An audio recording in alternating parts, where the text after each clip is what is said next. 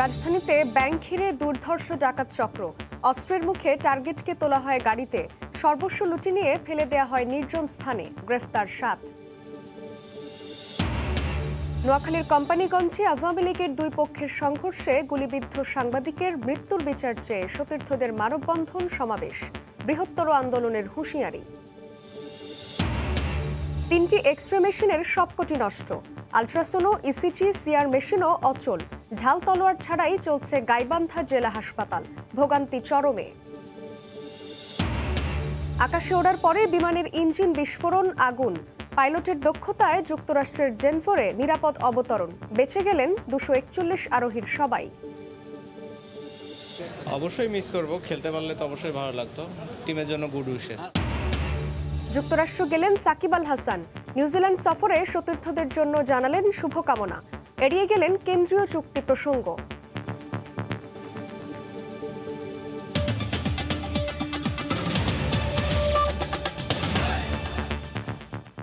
ভোরের সময়ের সঙ্গে আছি আমি জান্নাতুল সাদিয়া। শুরুতেই সাকিব আল হাসান প্রসঙ্গ। সন্তান সম্ভবা স্ত্রীর পাশে থাকতে যুক্তরাষ্ট্র গেলেন বাংলাদেশ দলের অলরাউন্ডার সাকিব আল হাসান। জাতীয় দলের আসন্ন সিরিজগুলোতে খেলতে না পারলেও সতীর্থদের শুভকামনা জানিয়েছেন সাকিব। তবে কেন্দ্রীয় চুক্তিতে নাম না থাকা আর আইপিএলের জন্য টেস্ট সিরিজ থেকে নাম প্রত্যাহারের ইস্যু নিয়ে কোনো মন্তব্য করেননি ওয়ানডের বিশ্বসেরা এই অলরাউন্ডার। ঠিক 50 দিন আগে সাকিব দেশে ফিরেছিলেন হাসি মুখে, তবে এবার দেশ ছাড়ছেন বিতর্ক সঙ্গী করে গোমরা মুখে। গেল কদিন সাকিব ইস্যুতে মুখর দেশের ক্রীড়াঙ্গন। আইপিএলের দল পাওয়ায় ভক্ত সমর্থকদের খুশি, সমালোচনায় রূপ নেয় শ্রীলঙ্কা সফরের টেস্ট খেলতে না চেয়ে ছুটি চাওয়ায়। প্রশ্ন ওঠে সাকিবের দেশের প্রতি নিবেদন নিয়েও। এ কারণেই কিনা বিমানবন্দরে কিছুটা এড়িয়ে গেলেন সংবাদ মাধ্যমকে। বিতর্কিত ইস্যু নিয়ে মুখ না খুললেও আসন্ন সিরিজগুলোর জন্য শুভ কামনা জানিয়েছেন দলকে। অবশ্যই মিস করব, খেলতে পারলে তো অবশ্যই ভালো লাগতো, বাট এখন আসলে কিছু করার নাই। দেখা যাক কি হয়। টিমের জন্য গুড উইশেস। দেশ ছাড়ার আগে আরও একটা দুঃসংবাদ হয়তো সাকিব পেয়েই গেছেন। বোর্ডের কেন্দ্রীয় চুক্তিতে থাকছেন না দেশ সেরা অলরাউন্ডার।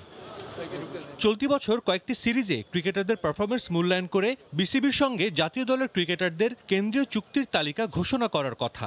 আইসিসির নিষেধাজ্ঞার কারণে গত বছর কেন্দ্রীয় চুক্তিতে ছিলেন না সাকিব আল হাসান। ওয়েস্ট ইন্ডিজের বিপক্ষে হোম সিরিজ দিয়ে আন্তর্জাতিক ক্রিকেটে প্রত্যাবর্তন হওয়া সাকিবের নতুন বছরে কেন্দ্রীয় চুক্তিতে ফেরার সম্ভাবনা ছিল।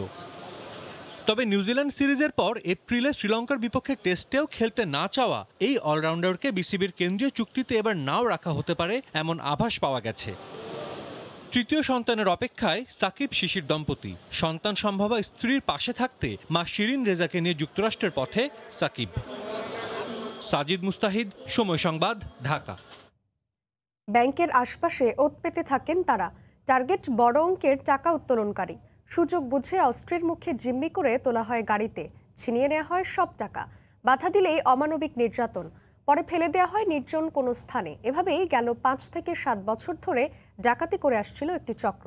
7 জনকে গ্রেফতারের পর পুলিশ বলছে চক্রের সদস্য সংখ্যা কমপক্ষে 17 জন। চক্রের সদস্যরা এমএনপি বা মোবাইল নাম্বার পোর্টেবিলিটি ব্যবহার করায় তাদেরকে ধরতে বেগ পেতে হয়েছে পুলিশকে। বুলবুল রেজার রিপোর্ট। রাজধানীর আজিমপুরের উত্তরা ব্যাংকের ভেতরের সিসি ক্যামেরার চিত্র। টাকা তুলছেন একজন, তাকে অনুসরণ করছেন আরেক ব্যক্তি। টাকা উত্তোলনকারী ব্যাংক থেকে বের হওয়ার আগেই বের হয়ে যেতে দেখা যায় অনুসরণকারীকে। ব্যাংক থেকে বের হয়ে টাকা উত্তোলনকারী ওঠেন রিকশায়, তাকে অনুসরণ করতে থাকে এই প্রাইভেট কারটি। ব্যাংক থেকে মাত্র 800 গজ দূরে আজিমপুরের ভাতের গলিতে রিকশাটির গতিরোধ করে টাকা উত্তোলনকারী ব্যক্তিকে তুলে নেওয়া হয় প্রাইভেট কারটিতে। রাজধানীর বিভিন্ন সড়কে থাকা সিসি ক্যামেরায় ধরা পড়ে গাড়িটির গতিবিধি। সবশেষ হানি ফ্লাইওভারের টোল প্লাজায় দেখা যায় গাড়িটি। ব্যাংক থেকে তোলা 3,20,000 টাকা ছিনিয়ে নিয়ে ভুক্তভোগীকে ফেলে দেওয়া হয় নারায়ণগঞ্জের মদনপুরে। আইসা ওই ব্যারিকেড দিয়ে ওকে গাড়িতে টান দিয়ে উঠায়া তারপরে আবার মুখ বেঁধে ফেলছে। পরে দেখা গেল রহমতে আমরা মদনপুর 2-2.5 ঘন্টা পরে ওকে পাইছে। মামলার পর তদন্ত শুরু করে পুলিশ। তথ্য প্রযুক্তির ব্যবহার ও সিসি ক্যামেরার ফুটেজ বিশ্লেষণ করে চক্রের একজনকে আটক করা হয়। পরে তার দেওয়া তথ্যে গ্রেফতার হয় আরও 6 জন। পুলিশ বলছে ডাকাতির ঘটনায় এখন পর্যন্ত 7 জনের সম্পৃক্ততা পাওয়া গেলেও চক্রের সদস্য সংখ্যা কমপক্ষে 17 জন। ঢাকা এবং আশপাশের এলাকায় 5 থেকে 7 বছর ধরে ডাকাতি করে আসছিল চক্রটি। ডাকাত দলের সর্দার যাকে বলা হয় আর কি, তার নাম হচ্ছে শ্যামল। তার আমরা এই পর্যন্ত মোট 9টি নাম পেয়েছি। আমরা বেশ কিছু টাকা উদ্ধার করেছি তাদের কাছ থেকে। আমরা খেলনা পিস্তল যেটা ব্যবহার করে সেটা উদ্ধার করেছি। এই ঘটনার সাথে আমরা এখন পর্যন্ত 7 জনের সম্পৃক্ততা পেয়েছি, বাট তাদের যে লিঙ্কগুলো এগুলো আরো অনেক বড়। চক্রের সদস্যদের মধ্যে আছেন আইটি বিশেষজ্ঞ।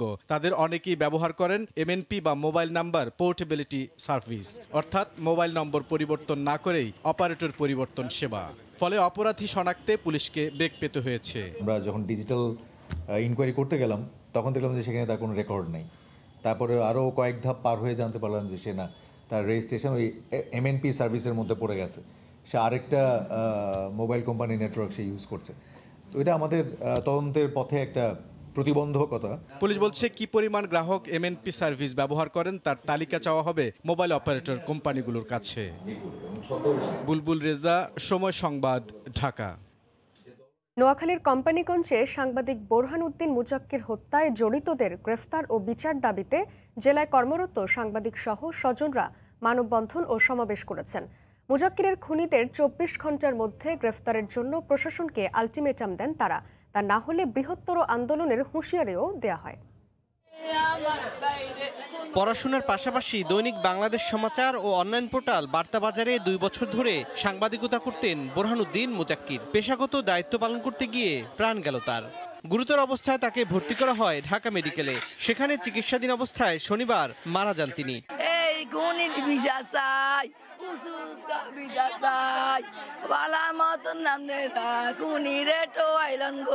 প্রকৃত খুনিকে যেন আইন শৃঙ্খলা বাহিনী বাহির করে। আমরা যারা সাংবাদিকতা করি আমাদের আসলে আপনি তো দেখতে পাচ্ছেন আমাদের কোনো নিরাপত্তা নেই। এদিকে মুজাক্কির হত্যায় জড়িতদের গ্রেপ্তার ও বিচার দাবিতে জেলায় কর্মরত গণমাধ্যম কর্মীরা মানববন্ধন ও সমাবেশ করেন। তার গলা থেকে শুরু করে মুখমণ্ডল মাথা পর্যন্ত অসংখ্য গুলির স্প্লিন্ডেড লেগেছে।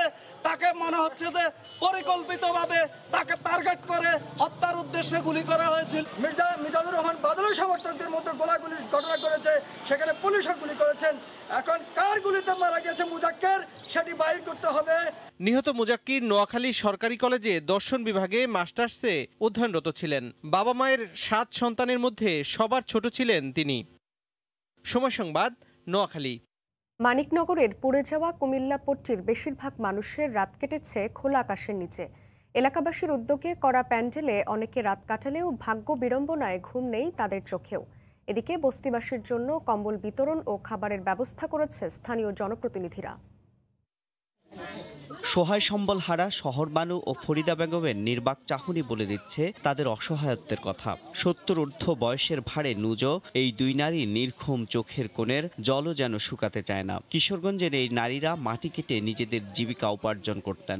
মানিকনগর বস্তির আগুনে তাদের সব পুড়ে যাওয়ায় রাত কাটছে খোলা আকাশের নিচে। কি করো মাগে যাচ্ছে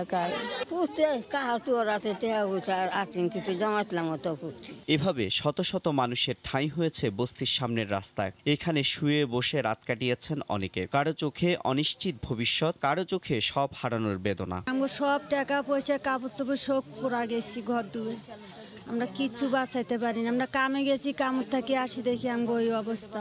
মাল সামানা সব পড়া গেছে, এখন ওখানে রাস্তায় থাকতে পানি মারতে যাইয়া নিজের ঘরে কাপড় চোপড় মাল সামান হাওয়া বাইর করতে পারিনি। এলাকাবাসীর উদ্যোগে ঘুমানোর জন্য খোলা মাঠে প্যান্ডেল করে দিলেও দুচোখ মেলাতে পারছেন না বস্তির হতদরিদ্র এসব মানুষ। কিছু নাই লাভ দিয়ে থাকুন ঘরে ভিতরে, আমার কিছু কিছু আমরা বুঝতে পারি না। ঘুমাইতেছি স্কুলে হাতুড়া দেখেছি মশা কামড়ায় খাইয়ে ফেলা, বড় বড় মশা। এদিকে স্বেচ্ছাসেবকরা জানান স্থানীয় সংসদ সদস্য ও এলাকাবাসীর সহায়তায় রাত ও সকালের জন্য প্রায় 2000 লোকের খাবারের আয়োজন করেছেন। এছাড়াও প্রত্যেককে দেয়া হয়েছে একটি করে কম্বল। আমরা সকালে তাদের 1000 লোকের জন্য আয়োজন করছি। তো তারপরে পরবর্তীতে আমরা প্রিপারেশন আছে আমাদের, যদি দুপুরেও তাদের লাগে বা রাতেও লাগে সেটাও আমরা ব্যবস্থা করেছি। ওই বস্তির 350 ঘরে প্রায় 1500 লোক বসবাস করতেন। ইমার আমিন, সময় সংবাদ, ঢাকা। গাইবান্ধায় ব্রিজের নিচে বস্তা থেকে মানুষের বিচ্ছিন্ন পা উদ্ধার করা হয়েছে। তবে এটি কার পা তা এখনও নিশ্চিত হতে পারেনি পুলিশ। স্থানীয়রা জানান, গতকাল বিকেলে সদর উপজেলার কম্পুর গ্রামে ব্রিজের নিচে মাছ ধরতে গিয়ে একটি বস্তা পড়ে থাকতে দেখেন। বস্তাটি খোলার পর মানুষের একটি পা দেখতে পান তারা, কিন্তু আশপাশে দেহের অন্য কোনো অঙ্গের অস্তিত্ব খুঁজে পাননি। খবর পেয়ে পুলিশ ঘটনাস্থল থেকে পাটি উদ্ধার করে। তদন্ত করে রহস্য উদ্ঘাটন করে আইনি ব্যবস্থা নেওয়া হবে বলে জানায় পুলিশ।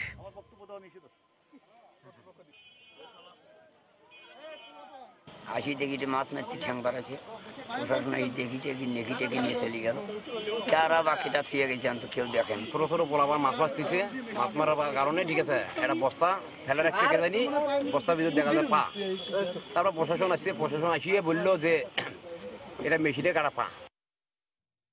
3টি এক্সরে মেশিনের সবকটি নষ্ট। আলট্রাসোনো, ইসিজি এমনকি সিআর মেশিনও অচল। গাইবান্ধা জেলা হাসপাতালের প্যাথোলজিক্যাল যন্ত্রপাতির এমন অচলাবস্থার কারণে ভোগান্তিতে হাজার হাজার মানুষ। আতাউল হক সাগরের ক্যামেরায় হেদায়েতুল ইসলাম বাবুর রিপোর্ট।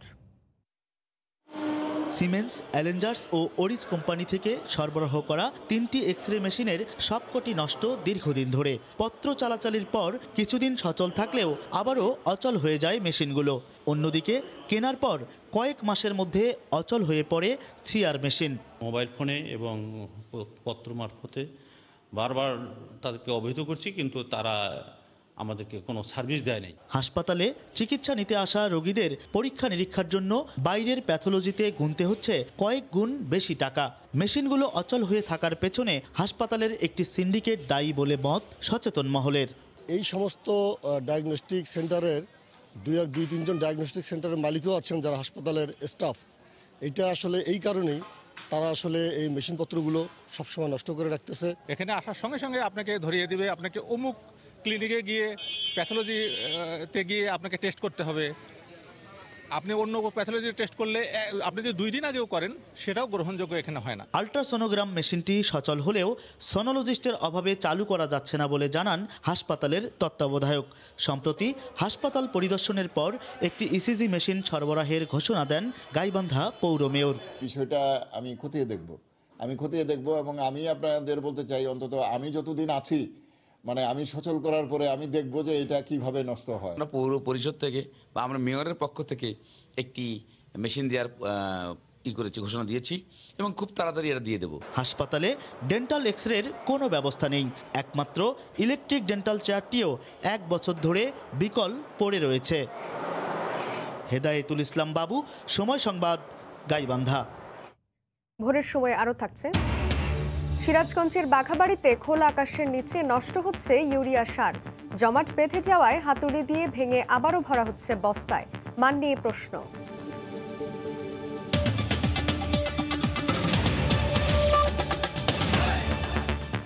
ইতিহাস ঐতিহ্য বজায় রেখে ভাষার চর্চা অব্যাহত রাখার আহ্বান জানিয়েছেন প্রধানমন্ত্রী শেখ হাসিনা। তিনি বলেছেন, আন্তর্জাতিক যোগাযোগে অন্য ভাষা ব্যবহৃত হলেও নিজের ভাষাকে ভুলে গেলে চলবে না। গতকাল বিকেলে গণভবন থেকে ভিডিও কনফারেন্সে আন্তর্জাতিক মাতৃভাষা ইনস্টিটিউটে মাতৃভাষা পদক প্রদান অনুষ্ঠানে একথা বলেন তিনি। এ সময় সরকার প্রধান আরও বলেন, ভাষা আন্দোলন থেকে স্বাধীনতা পর্যন্ত প্রত্যেকটি ক্ষেত্রে জাতির পিতার নাম মুছে ফেলার চেষ্টা হয়েছে বারবার। মাতৃভাষার সংরক্ষণ, বিকাশ ও পুনরুজ্জীবনে অনন্য অবদানের স্বীকৃতি হিসেবে নতুন একটি আন্তর্জাতিক পদক প্রবর্তন করল বাংলাদেশ। শহীদ দিবসের মাধ্যমে সেই সম্মাননা তুলে দেওয়ার আয়োজন হলো ভার্চুয়াল মাধ্যমে। আন্তর্জাতিক মাতৃভাষা পদক 2021 নামের এই সম্মাননা প্রদান অনুষ্ঠানে রোববার বিকেলে গণভবন থেকে আন্তর্জাতিক মাতৃভাষা ইনস্টিটিউটে ভিডিও কনফারেন্সে যোগ দেন প্রধানমন্ত্রী শেখ হাসিনা। জাতীয় ও আন্তর্জাতিক 2 ক্যাটাগরিতে 2 বছর অন্তর 4 জনকে এই পদক দেয়া হবে। প্রথমবার জাতীয় পর্যায়ে পদকে ভূষিত হলেন অধ্যাপক ডক্টর রফিকুল ইসলাম এবং মথুরা বিকাশ ত্রিপুরা। এছাড়া আন্তর্জাতিক ক্যাটাগরিতে পদক পেয়েছেন উজবেকিস্তানের ভাষাতাত্ত্বিক ইসমাইলভ গুলম মির্জায়েভিচ এবং ল্যাটিন আমেরিকার অ্যাক্টিভিজমো ল্যাঙ্গুয়াস নামের একটি ভাষাকেন্দ্রিক প্ল্যাটফর্ম। প্রধানমন্ত্রীর পক্ষে পদক হস্তান্তর করেন শিক্ষামন্ত্রী ডাক্তার দীপু মনি।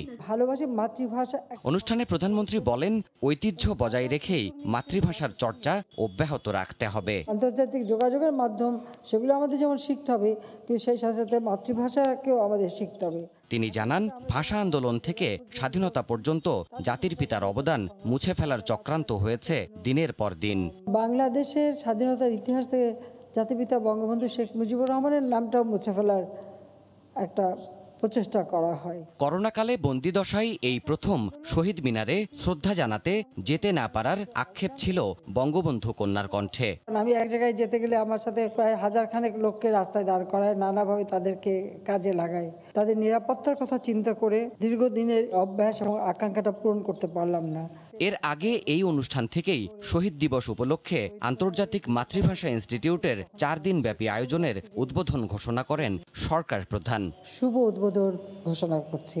দেবাশিস রায়, সময় সংবাদ, ঢাকা। এদিকে বিশ্বজুড়ে নানা আয়োজনে উদযাপিত হয়েছে মহান আন্তর্জাতিক মাতৃভাষা দিবস। দিবসটি উপলক্ষে অস্ট্রেলিয়া, মালয়েশিয়া, সংযুক্ত আরব আমিরাত, ফ্রান্স, জার্মানি সহ বিভিন্ন দেশে নানা অনুষ্ঠানের আয়োজন করা হয়। তবে করোনার কারণে এবারের আয়োজন ছিল সীমিত। প্রতিনিধিদের পাঠানো তথ্য ও ছবিতে ডেস্ক রিপোর্ট। স্থানীয় সময় শনিবার প্রথম প্রহরে অস্ট্রেলিয়ার সিডনিতে অ্যাসফিল্ড পার্কের কমিউনিটি গার্ডেনে স্থায়ী শহীদ মিনারে ফুল দিয়ে শ্রদ্ধা জানান সর্বস্তরের মানুষ। করোনার কারণে বইমেলা ও প্রভাত ফেরির আয়োজন না থাকলেও ভাষা শহীদদের প্রতি শ্রদ্ধা জানাতে দূর দূরান্ত থেকে প্রবাসী বাংলাদেশিরা সেখানে একত্রিত হন। মধ্যপ্রাচ্যের দেশ সংযুক্ত আরব আমিরাতও যথাযথ ভাবগাম্ভীর্যের মধ্য দিয়ে আন্তর্জাতিক মাতৃভাষা দিবস পালন করা হয়েছে। দুবাইয়ের বাংলাদেশ কনসুলেট চত্বরে 21-এর প্রথম প্রহরে ভাষা শহীদদের প্রতি শ্রদ্ধা জানান প্রবাসী বাংলাদেশিরা।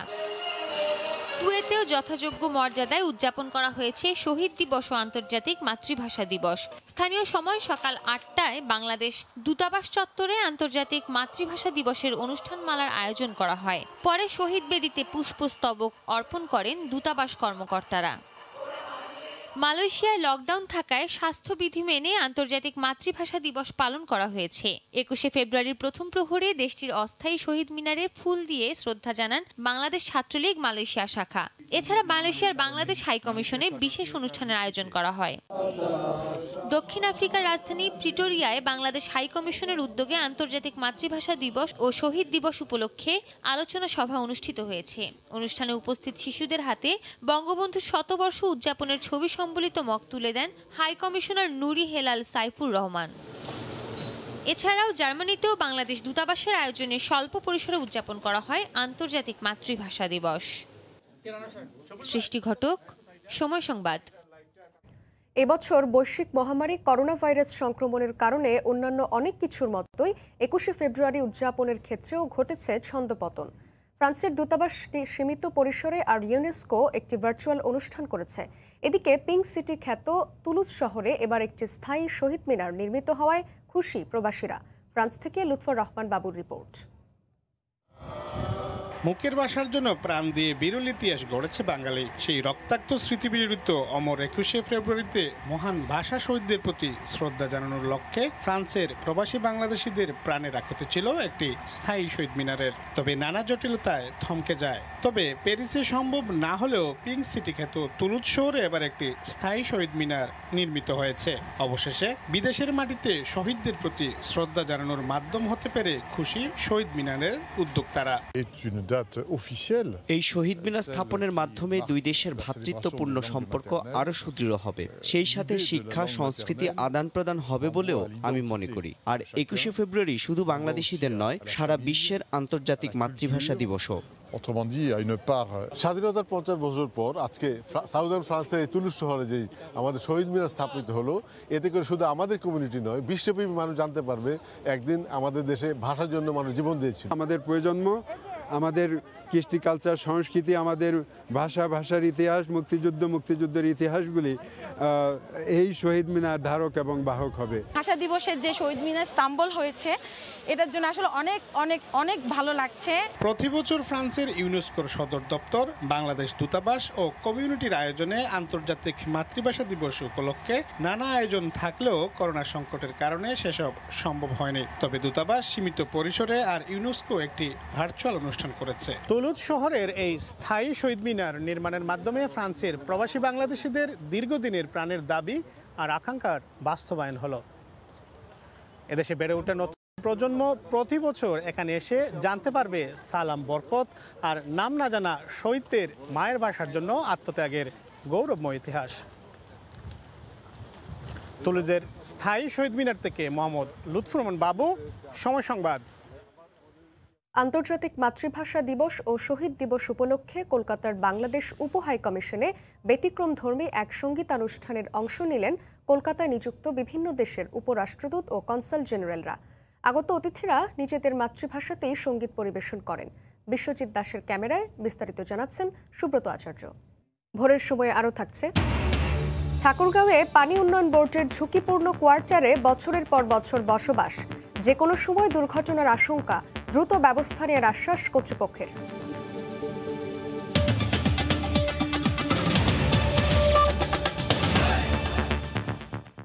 3 দিন সরকারি ছুটি শেষে পাটুরিয়া দৌলতদিয়া নৌরুটে কর্মমুখী মানুষের উপচে পড়া ভিড়।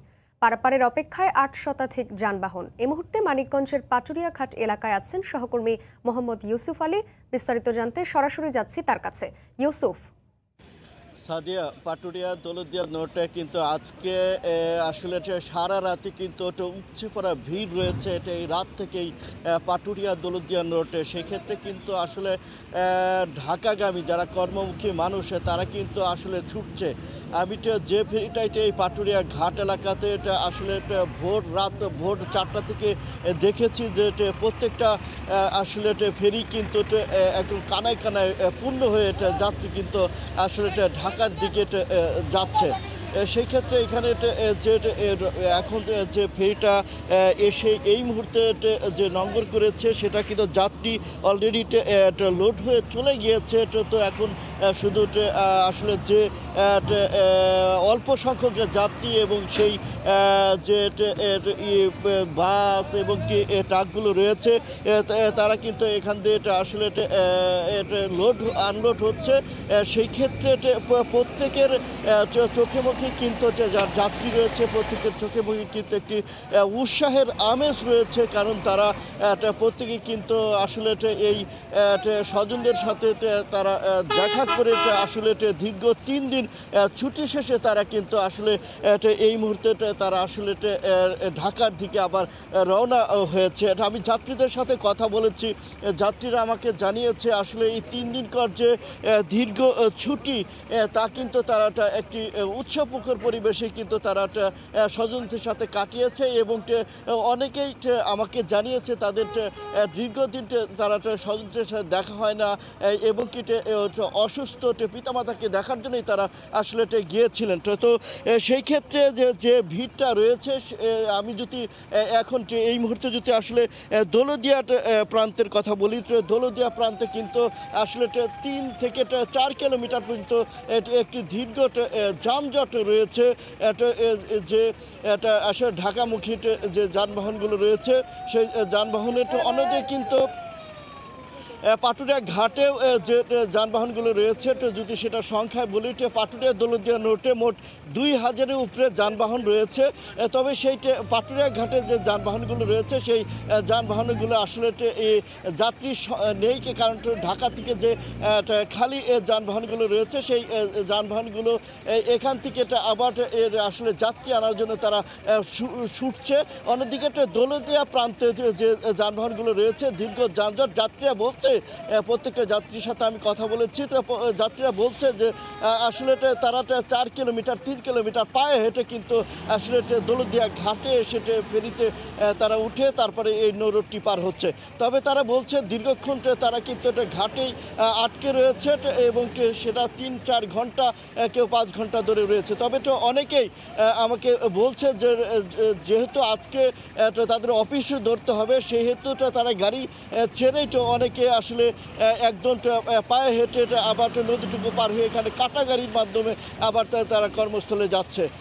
অন্যদিকে কিন্তু পাটুরিয়া দৌলতদিয়া নোটের যে ঘাট কর্তৃপক্ষ রয়েছে, আমি ঘাট কর্তৃপক্ষের সাথে কথা বলেছি, তারা বলছে আসলে ছুটি 3 দিনের ছুটি শেষেই তারা ফিরছে। যতটুকু সম্ভব তারা কিন্তু এই সার্ভিসটি আসলে নিরবচ্ছিন্নভাবে চালানোর তারা চেষ্টা করছে। এবং আমি সারেং, সুগান্ট এবং মাস্টারদের মালিকদের সাথে কথা বলেছি, তারা বলছে ফেরিতে মাস্টার সুগান সারেংরা বলছে যে তারা কিন্তু আসলে কোনো আসলে বিলম্ব না করেই কিন্তু তারা তার যথা সময় তারা কিন্তু লোড আনলোড করছে এবং কি প্রত্যেকটা ফেরিতে 2-3টা লোড নেওয়ার পরে কিন্তু ওয়াশ করা হয়, কিছুটা সময় বিলম্ব করা হয়। তারা কিন্তু এই গাফিলতিটুকু তারা কিন্তু করছে না, বাট ওয়াশ করার জন্য তারা চেষ্টা করছে না। সব কিছু মিলিয়ে পাটুরিয়া দৌলতদিয়া নোটে যে একটা কর্মযোগ্য বাট একটা উৎসাহমুখর পরিবেশ এবং কি চাঞ্চল্যকর অবস্থা ঈদের মধ্যে যেটা থাকে সেইটা বিষয়টা কিন্তু রয়েছে। তো প্রত্যেকটা ফেরিতে কিন্তু কমপক্ষে 300-400 করে যাত্রী পার হচ্ছে। এই ছিল আমার কাছে সাদিয়া পাটুরিয়া ঘাট থেকে সর্বশেষ খবর। মানিকগঞ্জের পাটুরিয়া ঘাট এলাকা থেকে যুক্ত ছিলেন সহকর্মী মোহাম্মদ ইউসুফ আলী। সিরাজগঞ্জের বাঘাবাড়ি নৌবন্দরে খোলা আকাশের নিচে পড়ে আছে বিপুল পরিমাণ ইউরিয়া সার। দীর্ঘদিন ধরে পড়ে থাকায় অনেক সার জমাট বেঁধে গেছে। বস্তা খুলে সেগুলো ভাঙা হচ্ছে হাতুড়ি দিয়ে, এরপর রোদে শুকিয়ে পুনরায় ভরা হচ্ছে বস্তায়। স্থানীয় প্রশাসন বলছে ল্যাবে পরীক্ষা ছাড়া সারের গুণগত মান না দেখে এভাবে প্যাকেট করলে সারের সঠিক মান নিয়ে সংশয় দেখা দেবে। রিঙ্কু কুণ্ডুর রিপোর্ট, ছবি তুলেছেন অমৃত সেন। উত্তরবঙ্গের সবচেয়ে বড় নৌবন্দর সিরাজগঞ্জের বাঘাবাড়ি ইরিবড় মৌসুমকে সামনে রেখে এই বন্দর দিয়ে প্রতি বছর আমদানি করা হয় বিপুল পরিমাণ ইউরিয়া সার, যা সরবরাহ করা হয় উত্তরবঙ্গের 16 জেলায়। তবে বন্দরে পর্যাপ্ত শেড না থাকায় খোলা আকাশের নিচে পড়ে আছে প্রায় 20,000 মেট্রিক টন ইউরিয়া সার। দীর্ঘদিন খোলা আকাশের নিচে পড়ে থাকার ফলে পানি পড়ে জমাট বেঁধে গেছে অনেক সারের বস্তা। এই জমাট বাঁধা সারের বস্তা খুলে হ্যামার দিয়ে ভেঙে রোদে শুকিয়ে আবারও নতুনভাবে বস্তায় ভরা হচ্ছে বলে জানান এই কাজে নিয়োজিত শ্রমিকরা। এতে বেশিরভাগ সারের দানা ভেঙে গুঁড়ো হয়ে যাচ্ছে। কৃষকের ক্ষতি করতেছে এগুলো। এই মালটা অনেক দিন আগেকার মাল।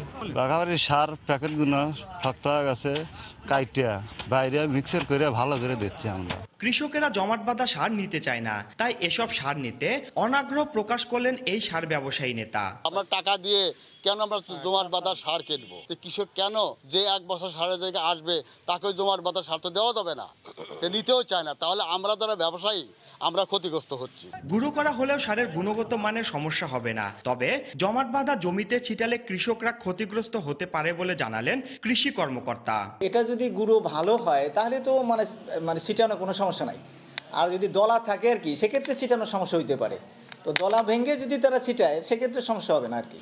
ল্যাবে পরীক্ষা করে সারের গুণগত মান না দেখে এভাবে প্যাকেট করলে পরিদর্শন করে ব্যবস্থা নেওয়ার কথা জানায় স্থানীয় প্রশাসন। সার যদি সেটাকে আবার পুনরায় রিসাইকেল করা হয় সেটা অবশ্যই ল্যাবে টেস্ট করে তার গুণগত মান দেখে পরীক্ষা না করে এভাবে প্যাকেট করার কোনো সুযোগ নেই।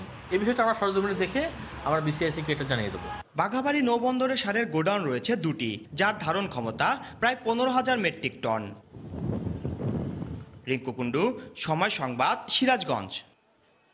চুম্বকের চাকতি খালে ফেলে তুলে আনেন লোহা জাতীয় সব পদার্থ, সেগুলো ধুয়ে মুছে রোদে শুকিয়ে বিক্রি করেন। এমন ব্যতিক্রমী পেশার একজন গাজীপুরের ওফি। পরিবেশবিদরা বলছেন এতে জীবিকা নির্বাহের পাশাপাশি রক্ষা পাবে প্রাকৃতিক ভারসাম্য। বিচিত্র এমন পেশার গল্প জানাচ্ছেন রাজিবুল হাসান, ছবি তুলেছেন জুনায়েদ রুবেল। নদীর বুকে গেঁথে থাকা অযাচিত সব ধাতব বস্তু উঠে আসছে। তলদেশ থেকে ডাঙায় উঠছে নাটবল্টু, পাইপের টুকরো, প্যারেক ও যন্ত্রের ভাঙা অংশ, আরও কত কি। এক সময়কার খরস্রোতা লবণদাহ নদী খালে পরিণত হয়েছে মানুষের অত্যাচারে। শিল্প কলকারখানার দূষণে আজ অনেকটাই ক্লান্ত নদী, কুচকুচে কালো পানি। আর এই পানিতেই জালের মতো একটু পরপর চুম্বুক ছুঁড়ে মারছেন 55 বছর বয়সী অফি। চুম্বুকের আকর্ষণে উঠছে সব ধাতব পদার্থ। লোয়ালাঙ্কি বাঙালি মাল ময়লার লোকই হালাই দেয়। তো এইটি মনে করেন এই যে খালের থেকে উদ্ধার করতে আসি, এইটি মনে করেন এই চুম্বুক দিয়া তুইলা মনে করেন বেশি বিক্রি করে যা পাই তাই বেশি। একদিন দুদিন নয়, টানা 6 বছর যাবৎ অফিয়ে পেশায় জড়িত। শুধু তিনি নন, এখন দুখলা এলাকার এই খালে অনেকেই এই কাজ করছেন। বছরের শুরুর সময়তে লোহা কম পাওয়া গেলেও বর্ষায় থাকে এ পেশার যৌবন। ঝুঁকি থাকলেও নদীর স্বাস্থ্য রক্ষায় এটি ভূমিকা রাখবে বলে মনে করেন স্থানীয়রা। সমস্ত ফ্যাক্টরি ময়লা আবর্জনা আইনে নদীতে ফেলায়, ওদের সাথে লোহা আসে, নাট আসে, তারপরে পাথর আসে, ইটের কোনা আসে, এগুলি এসে একদম ভরে গেছে খাল।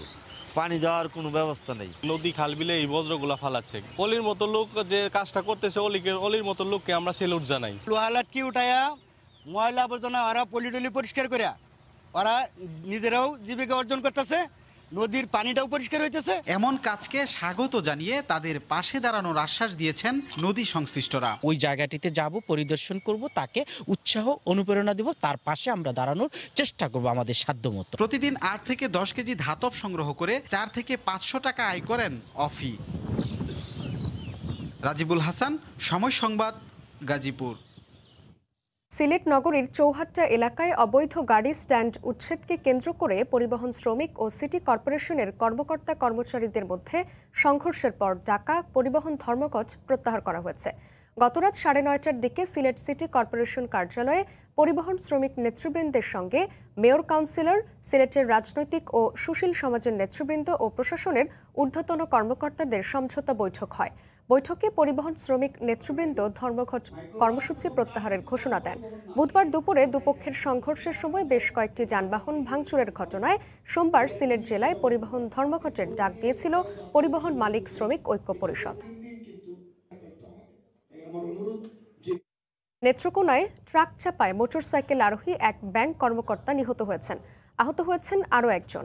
পুলিশ জানায়, গতকাল সন্ধ্যায় সদর উপজেলার হোসেনপুর পারলা এলাকা থেকে মোটরসাইকেলে করে সোনালী ব্যাংকের কর্মকর্তা আবু বকর ও তার বন্ধু সুমন সাহা শহরে যাচ্ছিলেন।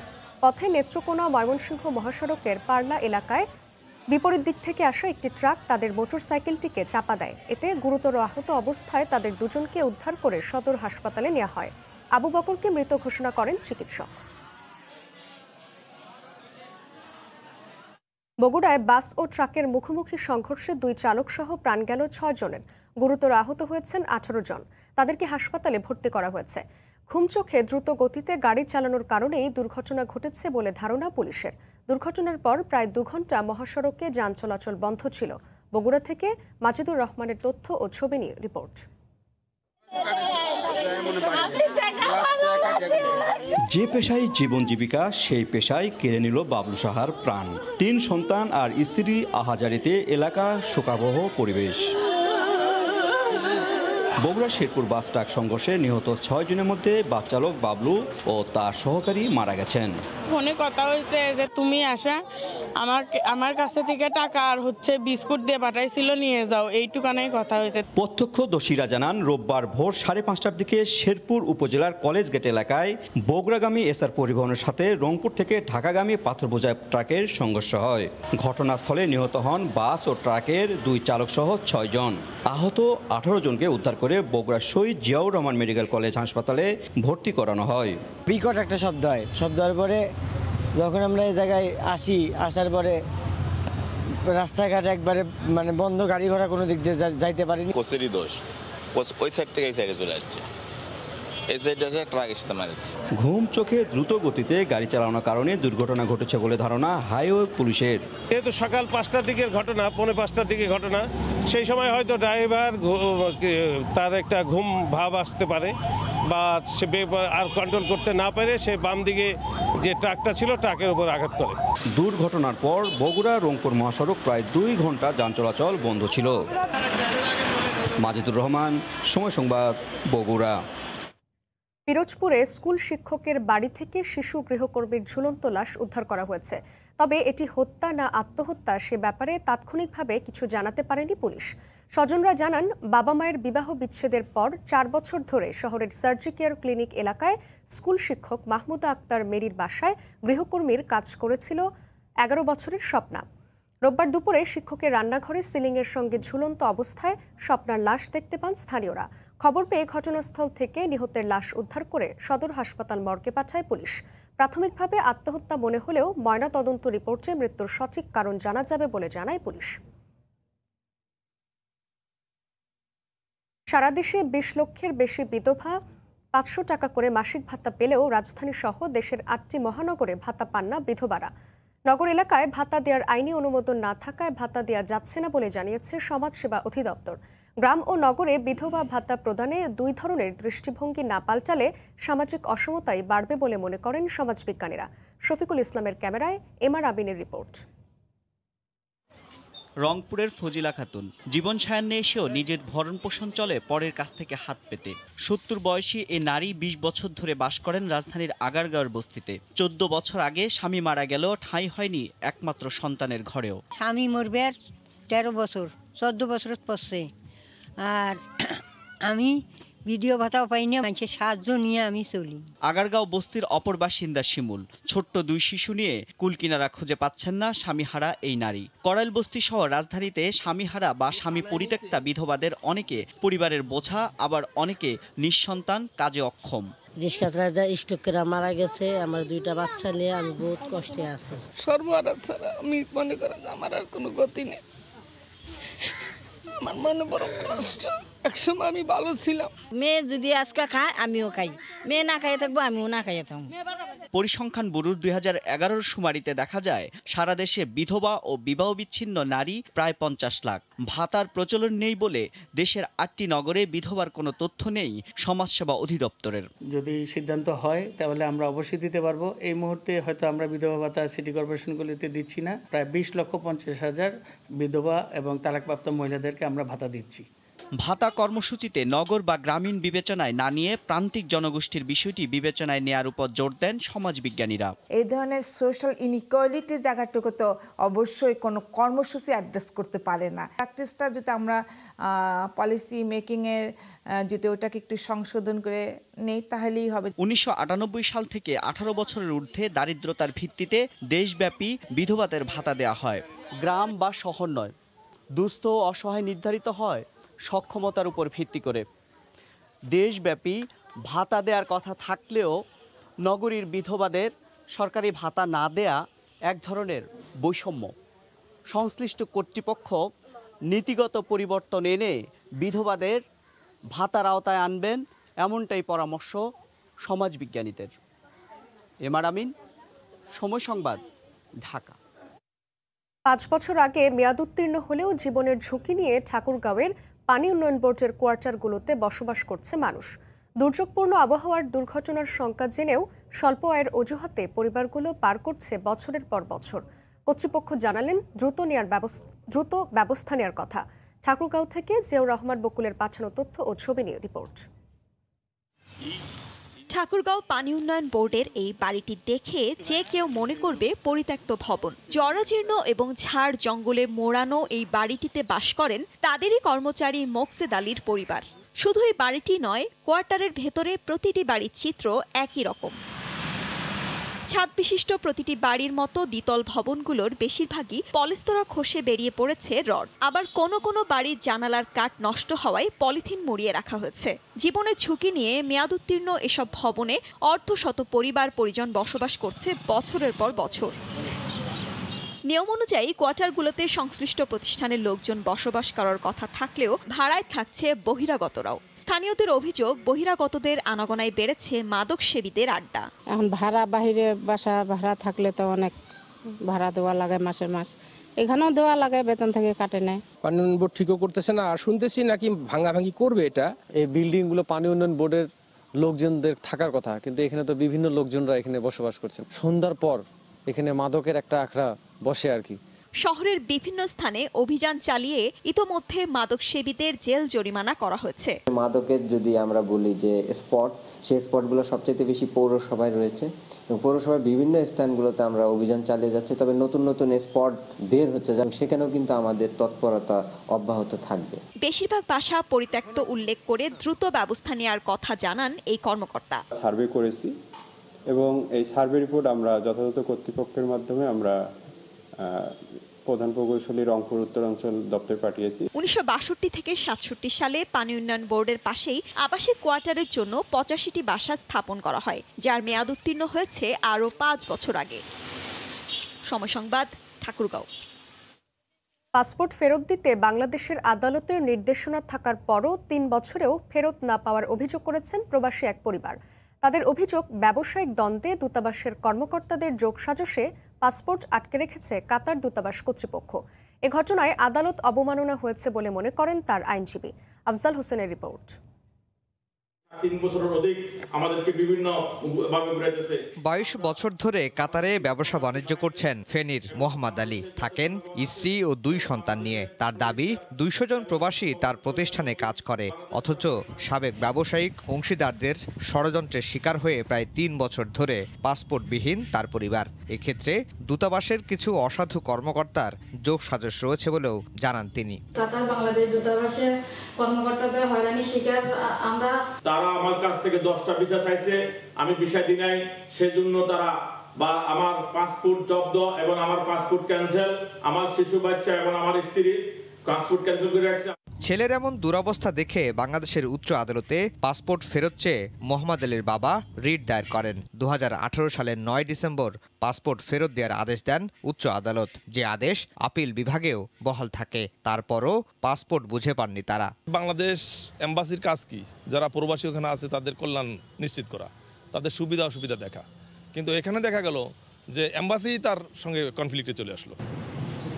এ বিষয়ে পররাষ্ট্র মন্ত্রণালয়ের হস্তক্ষেপ চেয়েছেন প্রবাসী নেতারা। অপরাধ করলে সে দেশের আইনে বা বাংলাদেশের আইনে তাকে আইনের আওতায় এনে বিচারের সম্মুখীন করা যেতে পারে, কিন্তু তার পাসপোর্ট জব্দ করা কোনোভাবেই বাংলাদেশের সংবিধান সম্মত বা ইন্টারন্যাশনাল আইনে সমর্থন করে না। এ বিষয়ে জানতে চাইলে দূতাবাসের সঙ্গে যোগাযোগ করেও কোনো বক্তব্য পাওয়া যায়নি। তবে জানা গেছে নানা অনিয়মের অভিযোগ প্রমাণিত হওয়ায় এই পরিবারের পাসপোর্ট বাতিল করেছে সরকার। আর অ্যাটর্নি জেনারেল অফিস জানায় এই পরিবারের পাসপোর্ট ফেরত দেওয়ার বিষয়ে একটি রুল এখনও শুনানির অপেক্ষায় রয়েছে দেশের উচ্চ আদালতে। আফজাল হোসেন, সময় সংবাদ, ঢাকা। ভোরের সময় আরও থাকছে। মালয়েশিয়ায় পোস্ট অফিসের মাধ্যমে হাতে পৌঁছে যাবে নবায়ন করা পাসপোর্ট। নতুন পদ্ধতিতে বন্ধ হবে হয়রানি, খুশি প্রবাসী বাংলাদেশিরা।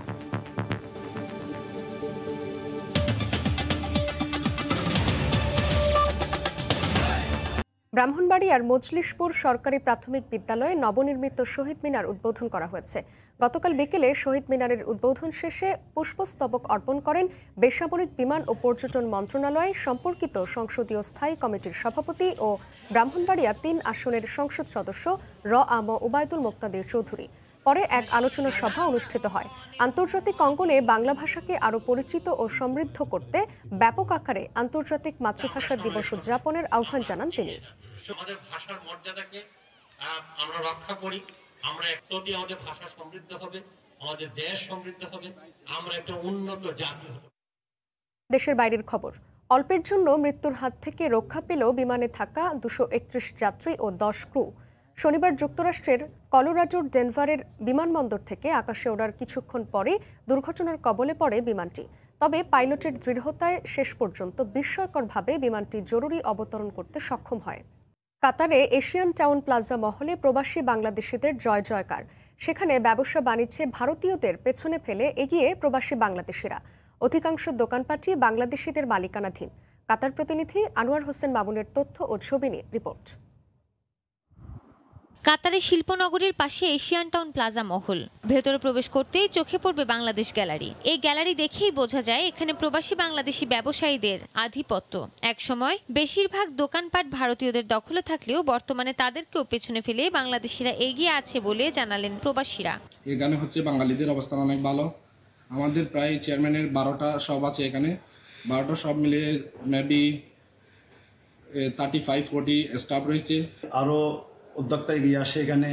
অবশ্যই আমাদের বাঙালিরা যারা ফ্রি বিষয়ে মানুষ এখানে আসতেছে, সবাই কাজকর্ম এখানে করতে পারবে।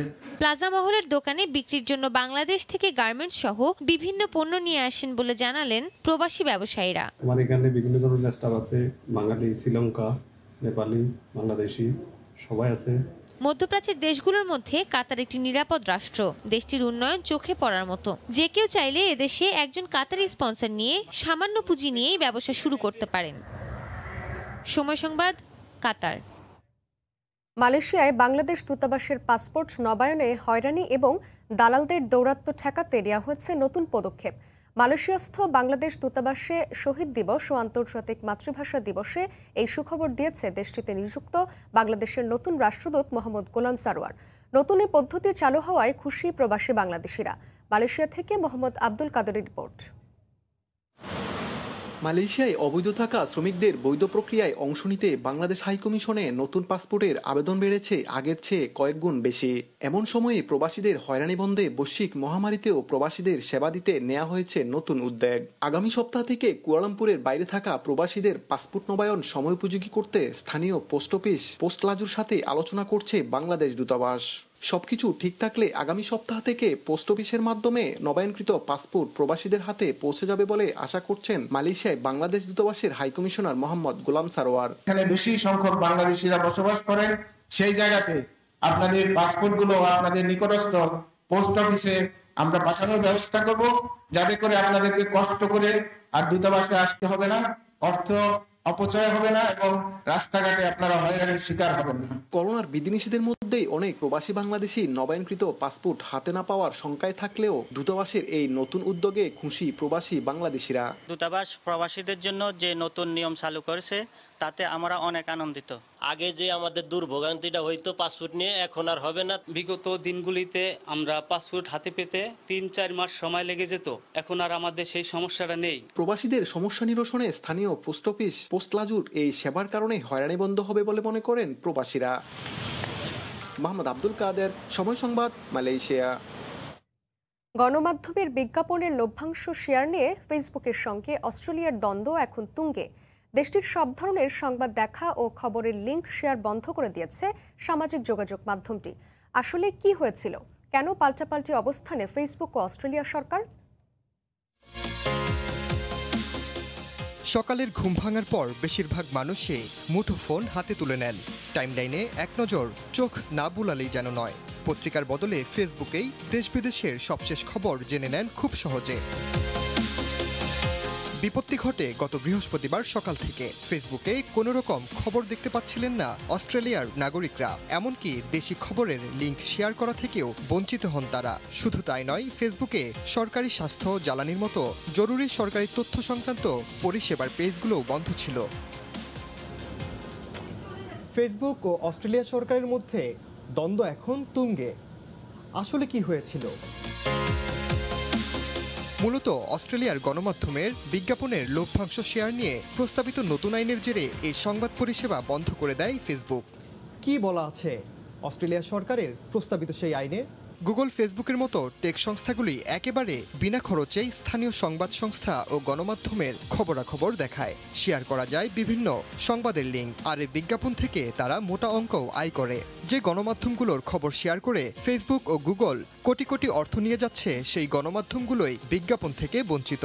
আর এই বৈষম্য দূর করতেই ফেসবুক ও গুগলের মতো সংস্থাগুলোর বিজ্ঞাপনের লভ্যাংশ দাবি করে অস্ট্রেলিয়া সরকার। এজন্য চুক্তি অনুযায়ী অর্থ দেওয়ার বিধান রেখে আইন প্রস্তাব করেন প্রধানমন্ত্রী স্কট মরিসন। নিয়ন্ত্রকরা টেক জায়ান্টস ও প্রকাশকদের মধ্যে লভ্যাংশ ভাগাভাগি করার মাধ্যমে লেভেল প্লেইং ফিল্ড তৈরি করার কথা বলছেন। তবে গুগল আপাতত এই সিদ্ধান্ত মেনে নিলেও ফেসবুক লভ্যাংশ শেয়ার করতে রাজি নয়। আর এজন্যই সবশেষ বৃহস্পতিবার অস্ট্রেলিয়ার ব্যবহারকারীদের নিউজ কন্টেন্ট শেয়ার ও দেখার সুযোগ ব্লক করে দেয় সামাজিক যোগাযোগ মাধ্যমটি। ফেসবুক বলছে, গত বছর তাদের প্ল্যাটফর্মে নিউজ লিঙ্ক শেয়ার করার মাধ্যমে অস্ট্রেলিয়ার প্রকাশকরা প্রায় 40 কোটি 70 লাখ ডলার আয় করার সুযোগ পেয়েছেন। কিন্তু এই আয় থেকে ফেসবুকের আয়ের পরিমাণ খুবই সীমিত। ওমর ইনান, সময় সংবাদ। কেবল দুর্যোগ নয়, সৌন্দর্যের আধারও বটে। কানাডার ম্যানিটোবায় গড়ে তোলা হয়েছে রীতিমতো বিশ্বের সবচেয়ে বড় এক বরফের রাজ্য, যা দেখতে ভিড় করছেন পর্যটকরা। চীনের বেশ কয়েকটি অঞ্চলে শুভ্র বরফের মুগ্ধতা মন ভালো করে দেবে মুহূর্তেই।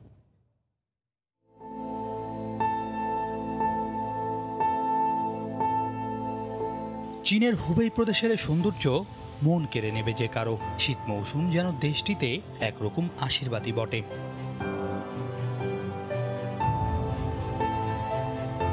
পাহাড়গুলো ঢেকেছে বরফের চাদরে, প্রকৃতি যেন এখানে দিয়েছে দুহাত ভরে। ভ্রমণ পিপাসুরা ঘুরতে এসে বিভিন্ন খেলাতেও মেতে ওঠেন। কানাডায় গড়ে উঠেছে বিশ্বের সবচেয়ে বড় বরফ ঘর। এখানকার কক্ষগুলো এক একটি গোলক ধাঁধা তথা বিস্ময়। ম্যানিটোবা প্রদেশের এই স্থাপনা দেখতে ভিড় করছেন বহু মানুষ। তবে রয়েছে সামাজিক দূরত্বের বিষয়টি।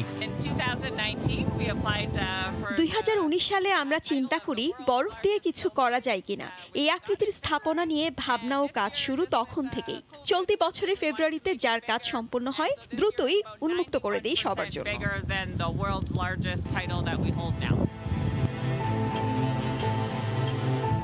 মহামারীতে দীর্ঘদিন ঘরবন্দি থাকা মানুষকে খানিক আনন্দ দিতেই এমন উদ্যোগ কর্তৃপক্ষের। সৈয়দ ইফতেখার, সময় সংবাদ। আটলান্টিকের নীল জলে যেন রেকর্ড করার মহোৎসব। এবার সবচেয়ে কম বয়সী নারী হিসেবে একাই নৌকা চালিয়ে আটলান্টিক পাড়ি দিয়েছেন যুক্তরাজ্যের এক বাসিন্দা। মাত্র 21 বছর বয়সে এই রেকর্ডের মালিক হলেন তিনি। প্রতি বছরের ডিসেম্বরে আটলান্টিক পাড়ি দেওয়ার প্রতিযোগিতা হয় স্পেনের ক্যানারি দ্বীপপুঞ্জে। টালিস্কার হুইস্কি আটলান্টিক চ্যালেঞ্জ নামের এই প্রতিযোগিতায় অংশ নেন দেশ বিদেশের নানা প্রান্তের প্রতিযোগীরা। নিয়ম অনুযায়ী তারা ক্যানারি দ্বীপপুঞ্জের লা গোমেরা থেকে ক্যারিবীয় দ্বীপপুঞ্জের অ্যান্টিগা ও বারবুডা পর্যন্ত আটলান্টিকের প্রায় 3000 মাইল নৌকা বেয়ে পাড়ি দেন। দীর্ঘ যাত্রা শেষ করে নতুন রেকর্ড করেছেন যুক্তরাজ্যের জেসমিন হ্যারিসন। নারী প্রতিযোগীদের মধ্যে সবচেয়ে কম বয়সী হিসেবে কোনো সহযোগী ছাড়াই নৌকা চালিয়ে তিনি জিতে নিয়েছেন চ্যালেঞ্জ। এ যাত্রা শেষ করতে 70 দিন 3 ঘন্টা 48 মিনিট সময় লেগেছে তার। 21 বছর বয়সী নতুন রেকর্ডধারী তরুণী পেশায় একজন শিক্ষিকা। প্রতিযোগিতার এবারের আসরে মোট 21টি নৌকা অংশ নিয়েছে। চলতি মাসের 7 ফেব্রুয়ারি সবচেয়ে বেশি বয়সী প্রতিযোগী হিসেবে এই চ্যালেঞ্জটি জিতে রেকর্ড করেছিলেন জেসমিনের স্বদেশী ফ্র্যাঙ্ক রথওয়েল। 70 বছর বয়সী ওই নাবিকও একাই পাড়ি দিয়েছিলেন আটলান্টিকের দীর্ঘ পথ। মালিহা ইসলাম মনামি, সময় সংবাদ।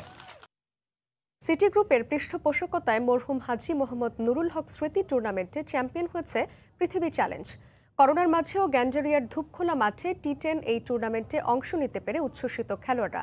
শুধু ক্রিকেট নয়, ফুটবলেও ভালো মানের খেলোয়াড় বের করে আনতে এ ধরনের টুর্নামেন্ট নিয়মিত আয়োজন করতে চায় আয়োজকরা। সেই সাথে শিগগিরই সংস্কারের মাধ্যমে আবারও পুরনো রূপে ফিরবে ধূপখোলা মাঠ, এমনটাই প্রত্যাশা সংশ্লিষ্টদের।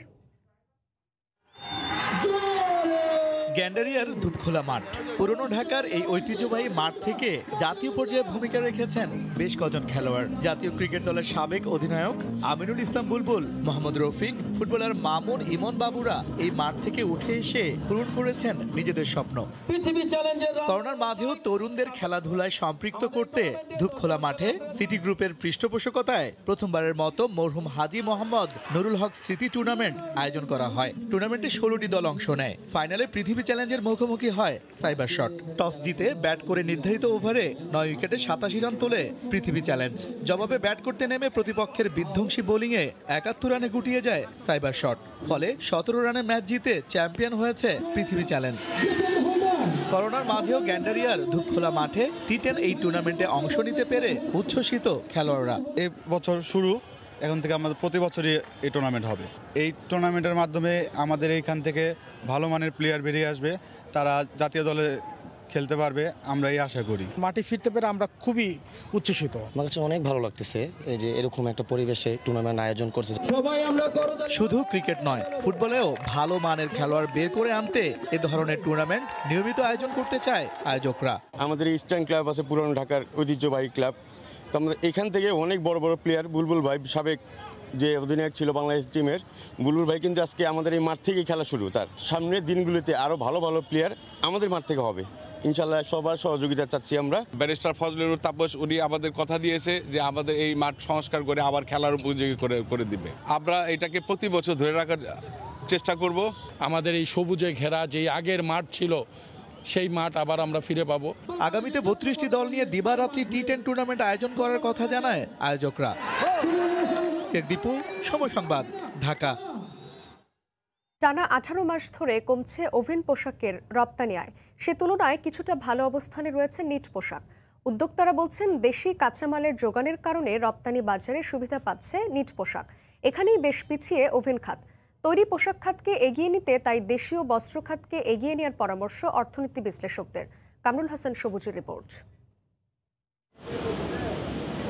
করোনার কারণে ভালো যায়নি গত বছরের পোশাক খাতের রপ্তানি। তবে 2019 সালের আগস্ট অর্থাৎ করোনার আগে থেকেই নেতিবাচক প্রবৃদ্ধির খপ্পরে আটকে আছে দেশের ওভেন পোশাকের রপ্তানি আয়। 18.58% নেতিবাচক প্রবৃদ্ধিতে 2019-20 অর্থবছর শেষ করার পর চলতি অর্থবছরের প্রথম 7 মাসে ওভেন পোশাকের রপ্তানি কমেছে 10.85%। এদিকে 17.65% নেতিবাচক প্রবৃদ্ধি নিয়ে গত অর্থবছর শেষ করলেও চলতি অর্থবছরের প্রথম 7 মাসে 3.84% বেড়েছে নিট পোশাকের রপ্তানি আয়। উদ্যোক্তারা বলছেন, করোনায় একদিকে ওভেন পোশাকের চাহিদা কমেছে, অন্যদিকে এ খাত এখনো পিছিয়ে দেশীয় কাঁচামাল প্রাপ্তিতে। করোনাকালীন সময় মানুষজন ইউরোপ বলেন, আমেরিকা বলেন, প্রত্যেকটা দেশেই তারা ঘরে বসে এখন অফিস করতেছে। ক্যাজুয়াল ড্রেসের ডিমান্ড একটু বেড়েছে। কোভিড রিলেটেড যত ড্রেস আছে নিটওয়ারের ক্যাটাগরিতে রপ্তানি হচ্ছে। এখানে প্রায় 85% 90% পর্যন্ত আমরা নিট ফ্যাব্রিক লোকালি করছি। সে জায়গায় ওভেনের কিন্তু এখনও আমরা 40-45% পর্যন্ত ফ্যাব্রিক লোকালি করছি। সুতরাং এটা সাপ্লাইতে ওভেনের এখনো সমস্যা আছে। তৈরি পোশাক ব্যবসায়ীরা বলছেন, ওভেন পোশাকের বাজারে সুবিধা পেতে কাজ করতে হবে ম্যানমেড ফাইবার নিয়ে। এজন্য সরকারকে নীতি সহায়তা ও আর্থিক প্রতিষ্ঠানকে এগিয়ে আসতে হবে বিনিয়োগ নিয়ে। পলিসি সাপোর্ট, কিছু গভর্নমেন্টের সাপোর্ট আমরা যদি এখানে কিছু ইনসেন্টিভ আকারে আমরা পাই, সেখানে আমরা কিন্তু ম্যানমেড ফাইবারে আমরা এক্সপোর্ট বাড়াতে পারবো।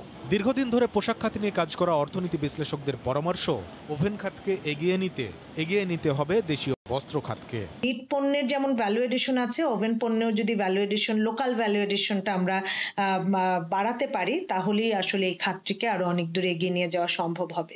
রপ্তানি বাণিজ্য বাড়াতে বাজারের শুল্ক সুবিধা আদায়ে কূটনৈতিক তৎপরতা বাড়ানোরও দাবি খাত সংশ্লিষ্টদের। কামরুল হাসান সবুজ, সময় সংবাদ, ঢাকা। বরেন্দ্র এলাকার আমবাগানগুলো মুকুলে মুকুলে ভরে উঠেছে, ছড়াচ্ছে আমের সুবাস। বাগান মালিকরা বলছেন, এবার তীব্র শীত আর বৈরী আবহাওয়ায় কিছুটা দেরিতে হলেও গাছে ভালো মুকুল এসেছে। তাই মুকুল ঝরে পড়া রোধে ব্যস্ত বাগানিরা। মুকুল দেখে দরদাম হাঁকাও শুরু করেছেন ব্যাপারীরা। আশাতীত মুকুল আশায় আমের বাম্পার ফলনের আশা কৃষি বিভাগের। নওগাঁ থেকে এবার রকির রিপোর্ট। তীব্র শীত আর ঘন কুয়াশার কারণে বরেন্দ্র এলাকার বাগানগুলোতে এবার কিছুটা দেরিতে এসেছে আমের মুকুল। তবে শেষ সময়ে মুকুলের মৌ গন্ধে সুবাস ছড়াচ্ছে এসব বাগানগুলোতে। মুকুল ঝরে পড়া রোধে বিভিন্ন ছত্রাকনাশক প্রয়োগ করছেন বাগান মালিকরা। দেরিতে হলেও বেশ ভালো মুকুল এসেছে এবং মুকুলগুলো বেশ তরতাজা। উপালি, নাগফজলি, ন্যাংরা এই আমগুলা বেশি চলে, এরা আবাদ তো আমরা করি। মুকুল যেন না ঝরে যায় তার জন্য অনেক কিছু পরিচর্যা করতেছি, সকালে বিকালে পানি দিচ্ছি এবং ওষুধ ব্যবহার করতেছি এবং আশা করি যে সামনে বছর থেকে এবার আরো বেশি টাকা লাভবান হবে। দেশের বিভিন্ন জায়গা থেকে পাইকাররা এসে দরদাম হাঁকছেন এসব বাগান। গেলবারের চেয়ে এবার মুকুল ভালো আশায় ভালো দাম পাওয়ার আশা করছেন বাগান মালিকরা। আমাদের এখানে চাপাই থেকে, রাজশাহী থেকে অনেক বিভিন্ন ধরনের লোক আসতেছে, পাইকার আসতেছে। আমরা আশা করি গতবারের থেকে এবারে আমের দাম মনে হয় অনেক বেড়ে যাবে, কারণ গত বছরের তুলনায় এবছরে মুকুল ভালো এসছে এবং গত বছর ভালো দাম পেয়েছে। জানাতনে ওষুধ প্রয়োগ না করে কৃষি বিভাগের পরামর্শ মেনে চলার তাগিদ দিচ্ছে কৃষি বিভাগ। আমি আশা করি এবার ফলন আরো ভালো হবে এবং কৃষক লাভবান হবে আর কি। বিশেষ করে এখন আম যে সমস্ত গাছে মুকুল আসছে এই সমস্ত গাছে পানি দিতে হবে, আর যদি কোনো রোগ অথবা পোকামাকড় আক্রমণ দেখা দেয় প্রয়োজনীয় পরামর্শ দিচ্ছি। 26,500 হেক্টর আমের বাগান থেকে এবার 3.5 লাখ মেট্রিক টন আম পাওয়ার আশাবাদী কৃষি বিভাগ। নওগাঁর পত্নীতলা থেকে এমআর রকি, সময় সংবাদ। বাংলাদেশ গেমসে অংশ নেওয়ার লক্ষ্যে কিশোরগঞ্জের শহীদ সৈয়দ নজরুল ইসলাম স্টেডিয়ামে চলছে অনূর্ধ্ব 18 ছেলে মেয়েদের ভারোত্তোলন প্রশিক্ষণ। প্রাথমিকভাবে বাছাইকৃত 16 জন খেলোয়াড়কে প্রশিক্ষণ দেওয়া হচ্ছে। এই মুহূর্তে সেখানে আছেন সহকর্মী নূর মোহাম্মদ। বিস্তারিত জানতে সরাসরি যাচ্ছি তার কাছে। নূর। ধন্যবাদ সাদিয়া। আমি এখন আছি কিশোরগঞ্জের শহীদ সৈয়দ নজরুল ইসলাম স্টেডিয়ামে, যেখানে বাংলাদেশ গেমসকে সামনে রেখে এখানকার যে ছেলেমেয়েরা ভারোত্তোলনের প্রশিক্ষণ নিচ্ছে।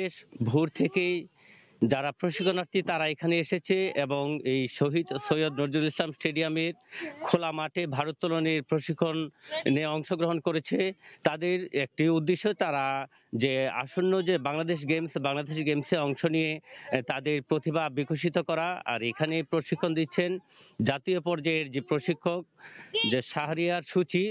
আপনি জানেন যে শাহরিয়ার সূচি একজন ভালো মানের কোচ, জাতীয় মানের কোচ, যার প্রশিক্ষণ নিয়ে দেশে বিদেশে ভারোত্তোলনে ভালো করেছে তারা। আর এই যে আমি যদি আপনাকে একটু আজকে প্রশিক্ষণের যে বাড়ি উত্তোলন প্রশিক্ষণ হচ্ছে একটু দেখানোর চেষ্টা করি। যে আপনি জানেন যে কিশোরগঞ্জে যে প্রশিক্ষণটি চলছে জাতীয় ক্রীড়া পরিষদের যে তৃণমূল প্রতিভা বিকশিত করার লক্ষ্যেই তৃণমূল পর্যায় থেকে যে খেলোয়াড়দের উঠিয়ে আনার জন্যই এখানে যারা প্রশিক্ষণে আজকে অংশগ্রহণ করেছে তাদেরকে বাছাই করা হয়েছে। বিপুল পরিমাণ অংশগ্রহণকারীর মধ্যে থেকে প্রাথমিকভাবে 10 জন মেয়ে এবং 6 জন ছেলে যাদের নির্বাচন করা হয়েছে প্রশিক্ষণের জন্য ভারোত্তোলনের জন্য, তারা প্রতিদিন সকাল থেকে দীর্ঘ সময় ঘাম ঝরাচ্ছেন এবং তারা মনে করছেন যে কিশোরগঞ্জে একটি সম্ভাবনাময় ইভেন্ট হচ্ছে ভারোত্তোলন। আর যে ভারোত্তোলনটি যে প্রশিক্ষণটি হচ্ছে যে শাহরিয়ার সুলতানা সূচি তিনি যেটি বলছেন যে এখান থেকে শিক্ষার্থীদের যারা খেলোয়াড়দের প্রশিক্ষণ দিয়ে তারা এমন একটি উঁচু মানে নিয়ে যেতে চান যারা বাংলাদেশ গেমস সহ পরবর্তী বিভিন্ন গেমসগুলোতে তাদের প্রতিভার স্বাক্ষর রাখবে। যারা প্রশিক্ষণ নিচ্ছেন অনূর্ধ্ব 18 এবং ছেলে মেয়েরা। আর আপনাকে যদি একটি কথা বলে রাখি যে কিশোরগঞ্জে ভারোত্তোলনের খুব বেশি সময় নাই। 2018 সালে যুব গেমসের অংশগ্রহণের মাধ্যমেই তারা এই ভারোত্তোলনটি শুরু হয়। আর এই মাত্র 2 বছরে তারা নিজেদের প্রতিভার স্বাক্ষর রেখেছে এবং এইখান থেকে যে ভারোত্তোলনকারী যারা তাদের মধ্যে থেকে 2 জন জাতীয় পর্যায়ে রেকর্ড সহ স্বর্ণপদক জিতেছে, তারা আন্তর্জাতিকভাবে অংশগ্রহণ করেছে। আর আমাদের যে আশার কথা হলো এই যে ভারোত্তোলন যারা অংশগ্রহণ করেছে তাদের মধ্যে থেকে 6 জন বাংলাদেশ সেনাবাহিনীর টিমে যাদের চাকরি হয়েছে এবং তারা সুনামের সাথে তাদের প্রতিভার স্বাক্ষর রাখছেন। এর আগে যে ক্লাব কাপেও তারা চ্যাম্পিয়ন হয়েছে। আর এই জন্যই যারা অংশগ্রহণকারী তারা যেটি বলছে তারা যদি একটু সুযোগ সুবিধা পায় প্রশিক্ষণে এবং পৃষ্ঠপোষকতা পায় তবে তারা ভারোত্তোলনে ভালো করবে। আর এখানকার যে জেলা ক্রীড়া অফিসার আছেন আলামিন সবুজ তিনি সার্বক্ষণিকভাবে এই ভারোত্তোলনে সহযোগিতা করছেন এবং এখানকার যে প্রশাসন আছেন জেলা প্রশাসন এবং উপজেলা প্রশাসন তারা সহযোগিতা করছেন।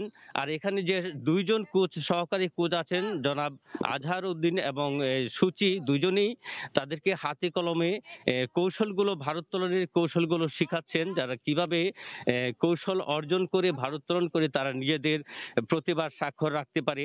আর কিশোরগঞ্জের খেলাধুলার অগ্রসর আছে আগে থেকেই এই ভারোত্তোলনটা অন্যতম সম্ভাবনাময় হিসাবে দেখছেন এখানকার যারা ক্রীড়া সংগঠক এবং ক্রীড়ার আয়োজক যারা। আর যে আমি প্রশিক্ষণার্থী এবং যারা যে প্রশিক্ষণ দিচ্ছেন তাদের সাথে যে কথা বলেছি তারা বলছেন যে এই যে তৃণমূল থেকে যাদেরকে বাছাই করা হয়েছে তাদের মধ্যে থেকে এই খুব কম সময়ের মধ্যে প্রশিক্ষণই তারা ভালো করেছে এবং যে ভারোত্তোলনের কৌশলগুলো শেখানো হচ্ছে তারা খুব সহজে সেগুলো আয়ত্ত নিচ্ছেন। তো আমি একটু যদি চেষ্টা করি আমাদের যে জাতীয় পর্যায়ের যে কোচ যিনি আছেন আমাদের যে প্রশিক্ষণ দিচ্ছেন শাহরিয়ার সূচি। আচ্ছা, আমরা যদি আপনার সাথে একটু জানতে চাই এই যে আজকে প্রশিক্ষণ দিচ্ছেন এখানকার যে ভারোত্তোলনের জন্য এই প্রশিক্ষণের ফলে আপনি কি সম্ভাবনা দেখছেন যদি একটু আমাদেরকে একটু বলেন।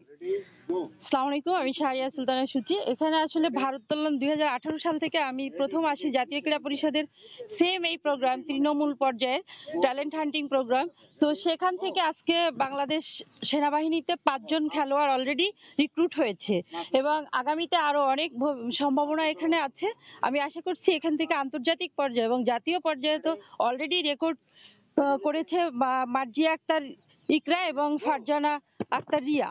তো এর পরবর্তীতে আরো অনেকেই আছে এখানে আমি আসলে দেখতে পাচ্ছি অনেক প্রতিভা এবং আমাদের এখানে অনেক ট্যালেন্ট আছে। আমরা যদি নার্সিং করি এভাবে যদি প্রতিভা অন্বেষণগুলো চলতে থাকে ইনশাআল্লাহ অনেক ভালো প্রতিভাবান খেলোয়াড় আমাদের জন্য আসবে এবং দেশের জন্য অনেক সম্মান বয়ে আনবে। আচ্ছা, এইখানকার যে ক্রীড়া সংস্থা এবং প্রশাসনে যারা আছেন তাদের কাছে পৃষ্ঠপোষকতা কি বাড়ানো উচিত বলে আপনি মনে করেন কি? অবশ্যই উচিত। আমি মনে করি যেভাবে ক্রীড়া প্রতিভা অন্বেষণগুলো হয় এভাবে যদি সারা বছর একটা ট্রেনিং ক্যাম্প চলতে থাকে তো আমি আশা করি যে আরো ভালো করবে এবং এভাবে চলমান থাকলে ট্রেনিংগুলো, এখানে আজহার ভাই আছেন, উনি যেভাবে শ্রম দিচ্ছেন এবং আমাদের এখানে ক্রীড়া অফিসার আছেন, ওনারা আসলে ক্রীড়ার জন্য আসলে নিবেদিত প্রাণ, এবং এই পৃষ্ঠপোষকতা থাকলে আরো বেশি আমরা এগিয়ে যেতে পারবো। এবং ওয়েট লিফটিং এর জন্য ভালো খেলোয়াড় এখান থেকে আসবে ভবিষ্যতে, অদূর ভবিষ্যতে। ইতিমধ্যে আসছে এবং আরো আসবে আশা করছি আমি। Thank you. ধন্যবাদ আপনাকে। তো যেমনটি শুনছিলেন যে আমাদের যে প্রশিক্ষক সূচি, উনি বলছিলেন যদি তাদেরকে একটু সুযোগ সুবিধা বাড়ানো যায় তারা ভারোত্তোলনে আরো ভালো করবে। আমরা একটু কথা বলতে চাইবো, আমাদের সাথে আরো একজন অতিথি আছেন যিনি প্রতিনিয়তই খেলাধুলার চর্চার জন্য সহযোগিতা করে যাচ্ছেন, কিশোরগঞ্জ জেলা যে ক্রীড়া অফিসার জনাব আল আমিন সবুজ। আমরা আপনার কাছে একটু জানতে চাইবো এই যে প্রশিক্ষণ এবং আপনাদের লক্ষ্য উদ্দেশ্য নিয়ে যদি একটু বলেন। আসলে আমাদের সবাই আমরা ক্রিকেট ফুটবল নিয়ে ব্যস্ত থাকি, কিন্তু বাংলাদেশে আরো অনেক ইভেন্ট আছে যেখানে সম্ভাবনাময়। তো আমরা সেই চিন্তা করে ক্রিকেট ফুটবলের পাশাপাশি এমন কিছু ইভেন্টকে আমরা নজর দিয়েছি যেখান থেকে অল্প সময়ের মধ্যে আমরা ভালো কিছু প্লেয়ার তৈরি করতে পেরেছি। আমরা এই যুব গেমসের মাধ্যমে 2018 সালে কিন্তু আমাদের এই প্রথম ভারোত্তোলনটা কিশোরগঞ্জে শুরু করি। যেহেতু আজহার সাহেবের মতো খেলোয়াড় আছেন যিনি বাংলাদেশের সেরা একজন খেলোয়াড়, তো ওনাকে পেয়ে আমরা এই ট্রেনিংটা শুরু করি। মাত্র 2 বছরের মধ্যেই আমরা কিন্তু জাতীয় পর্যায়ে আমরা পদক পেয়েছি, আন্তর্জাতিক মানের প্লেয়ার আমরা তৈরি করতে পেরেছি যারা সামনে ইন্টারন্যাশনাল ওয়ার্ল্ড চ্যাম্পিয়নশিপে তারা খেলতে যাবে। তো আমি বলবো যে 3 বছরের চেষ্টায় যে কোনো খেলায় আন্তর্জাতিক মানের খেলোয়াড় তৈরি করা এটি একটি কঠিন চ্যালেঞ্জ ছিল আমাদের জন্য, এবং সেটা আমরা পেরেছি একমাত্র খেলোয়াড়দের নিষ্ঠার কারণে। আমাদের জেলা প্রশাসন থেকে, জেলা ক্রীড়া সংস্থা থেকেও এদের জন্য সহযোগিতা করা হয়, পাশাপাশি জেলা ক্রীড়া পরিষদ থেকে আমরা প্রতি বছর এই একটা ক্যাম্প পাচ্ছি। তো সবার সার্বিক প্রচেষ্টার কারণেই কিন্তু আসলে আমাদের ভালো কিছু প্লেয়ার আমরা তৈরি করতে পেরেছি। আর সবচেয়ে বিষয়, যে ইম্পর্টেন্ট বিষয়, যে এখান থেকে তারা কিন্তু একটা চাকরির সুযোগ পাচ্ছে। যে ছেলে এবং মেয়ে, এখানে অধিকাংশই খুব গরিব সন্তান, যে ছেলে মেয়ে 18 বছর হয় নাই তার মধ্যে কিন্তু কন্ট্রাক্টে তারা চাকরি পাচ্ছে। প্রতি মাসে বাংলাদেশ সেনাবাহিনী থেকে তাদেরকে 10,000 টাকা 15,000 টাকা কন্ট্রাক্ট করতেছে। এটি কিন্তু আরো বেশি উৎসাহী মানুষ আমরা পাচ্ছি যাদের ভারোত্তোলনে তারা আগ্রহ প্রকাশ করছে এবং এখানে প্র্যাকটিস করছে। বাবা মারাও তারা দিচ্ছে যে না, আমার ছেলেটা আর্মিতে চাকরি পাবে। এই সবকিছু মিলে আসলে আমাদের কিশোরগঞ্জে একটি সম্ভাবনাময় ইভেন্ট হয়েছে ভারোত্তোলন, এবং যার স্বাক্ষর এই খেলোয়াড়দের মাধ্যমে আমরা পাচ্ছি। আচ্ছা, এই যে আপনার এই প্রশিক্ষণ চলছে, যে আপনি বলছিলেন যে একটা সম্ভাবনাময় ইভেন্ট ভারোত্তোলন, এই ভারোত্তোলনে মানে তাদের জন্য বিশেষ আরো কিছু করার কি এই প্রশিক্ষণটা একটা দীর্ঘকালীন প্রশিক্ষণের কোনো সম্ভাবনা আছে কিনা? আচ্ছা, এখানে আমাদের দীর্ঘমেয়াদী বলতে হচ্ছে কি, আমাদের জেলা প্রশাসন থেকে এদের সারা বছর যেন প্র্যাকটিস করতে পারে, এর মধ্যে আমরা স্টেডিয়ামে ওদেরকে একটি রুম দিয়েছি, যেখানে জেলা প্রশাসন থেকে এরই মধ্যে ওদেরকে জিমের যে ইনস্ট্রুমেন্ট আছে সেগুলো দিয়েছে। ফেডারেশন থেকে কিন্তু আমরা পর্যাপ্ত পরিমাণ ইনস্ট্রুমেন্ট পাচ্ছি, এবং সারা বছর যেন প্র্যাকটিস করতে পারে সেই ব্যবস্থা আমরা করে দিচ্ছি। এছাড়াও আমাদের যে খেলোয়াড়রা আছে ওরাও মানে দিন দিন সংখ্যাটা বাড়ছে, এটাই হচ্ছে গিয়ে। আর সামনে যেহেতু আমাদের বাংলাদেশ গেমস আছে, তার আগেও আমরা এই প্রশিক্ষণের পরে বাংলাদেশ গেমসের জন্য আরেকটি প্রশিক্ষণের আয়োজন করব। ধন্যবাদ আপনাকে। তো ধন্যবাদ। যেমনটি যে শুনছিলেন যে এখানকার যে ভারোত্তোলন একটি সম্ভাবনাময় ইভেন্ট হিসাবে দেখছেন এখানকার যার আয়োজকরা, এবং তারা বলছেন যে আগামী যে ইভেন্টগুলো আছে এই ইভেন্টগুলোতে এখানকার ছেলেমেয়েরা ভালো করবে, এমনটাই তারা আশাবাদ করছেন। তো কিশোরগঞ্জের শহীদ সৈয়দ নজরুল ইসলাম স্টেডিয়ামে যে ভারোত্তোলনের প্রশিক্ষণ চলছে, এই নিয়ে আমার কাছে ছিল সবশেষ। কিশোরগঞ্জ থেকে যুক্ত ছিলেন সহকর্মী নূর মোহাম্মদ। আবারও দেশের বাইরের খবর, কুয়েতে আবারও ফ্লাইট বন্ধ ঘোষণা করা হয়েছে। পরবর্তী নির্দেশনা না দেওয়া পর্যন্ত এই সিদ্ধান্ত কার্যকর থাকবে। এতে দেশটিতে কর্মরত প্রবাসী বাংলাদেশিরা সহ অন্য কোনো দেশের অভিবাসী পর্যটক কেউই যাতায়াত করতে পারবেন না। শরীফ মোহাম্মদ মিজানুর রহমানের তথ্য ও ছবিতে রিপোর্ট। করোনা সংক্রমণের সংখ্যায় আবারও কুয়েতে বন্ধ হলো ফ্লাইট। পরবর্তী নির্দেশনা না দেওয়া পর্যন্ত বিদেশি কেউ দেশটিতে প্রবেশ করতে পারবেন না। ঠিক তেমনি যারা অবস্থান করছেন বর্তমানে তারাও ফিরতে পারবেন না নিজ দেশে। কেবল কুয়েতি নাগরিকরা যাতায়াত করতে পারবেন অনায়াসে। শনিবার রাতে নতুন করে সিদ্ধান্ত গ্রহণ করে কুয়েত সিভিল এভিয়েশন কর্তৃপক্ষ। এর আগে সিভিল এভিয়েশন কর্তৃপক্ষ জানায়, রোববার থেকে বাংলাদেশ সহ নিষেধাজ্ঞা আরোপ করা বিশ্বের 35টি দেশের অভিবাসীরা সরাসরি কুয়েতে প্রবেশ করতে পারবেন। লাগবে না তৃতীয় কোনো দেশে 14 দিনের কোয়ারেন্টিন, যার কিছু সময়ের মধ্যে নতুন সিদ্ধান্ত নিল কর্তৃপক্ষ। আর আমাদের অনেক প্রবাসী বাংলাদেশে আছে যারা এখনো পর্যন্ত কুয়েতে আসতে পারেনি। অপেক্ষা আছে যে কখন কুয়েতে ফ্লাইট চালু হবে বা আমাদেরকে কুয়েতে আসার জন্য অনুমতি দেওয়া হবে। প্রবাসী বাংলাদেশিরা বলছেন, কুয়েত সরকার অচিরেই সীমান্ত খুলে না দিলে রেমিটেন্স প্রবাহ বাড়বে না। সময় সংবাদ, কুয়েত। নাইজেরিয়ায় বিমান বাহিনীর একটি উড়োজাহাজ বিধ্বস্ত হয়ে অন্তত 7 জন নিহত হয়েছেন। রোববার স্থানীয় সময় সকালে আবুজা বিমানবন্দরের কাছে উড়োজাহাজটি বিধ্বস্ত হয়। দেশটির বিমান বাহিনীর বিবিসি জানায়, আবুজা থেকে উত্তরাঞ্চলীয় রাজ্য মিনায় যাওয়ার পথে ইঞ্জিন অচল হয়ে পড়লে এ দুর্ঘটনা ঘটে। বিমানটিতে 7 জন যাত্রী ছিল বলেও উল্লেখ করা হয়। এদিকে এ ঘটনায় তদন্ত শুরু করেছে কর্তৃপক্ষ।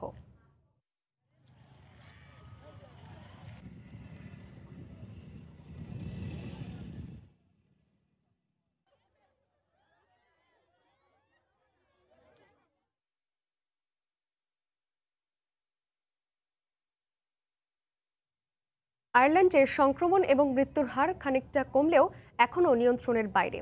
আর এ কারণে ঝুঁকি না নিয়ে চতুর্থ লকডাউন শেষ হওয়ার আগেই পঞ্চমবারের মতো লকডাউনের ঘোষণা দিয়েছে দেশটির সরকার। আইরিশ সরকারের এমন সিদ্ধান্তকে স্বাগত জানিয়েছেন প্রবাসী বাংলাদেশিরা। আয়ারল্যান্ড থেকে সৈয়দ জুয়েলের রিপোর্ট।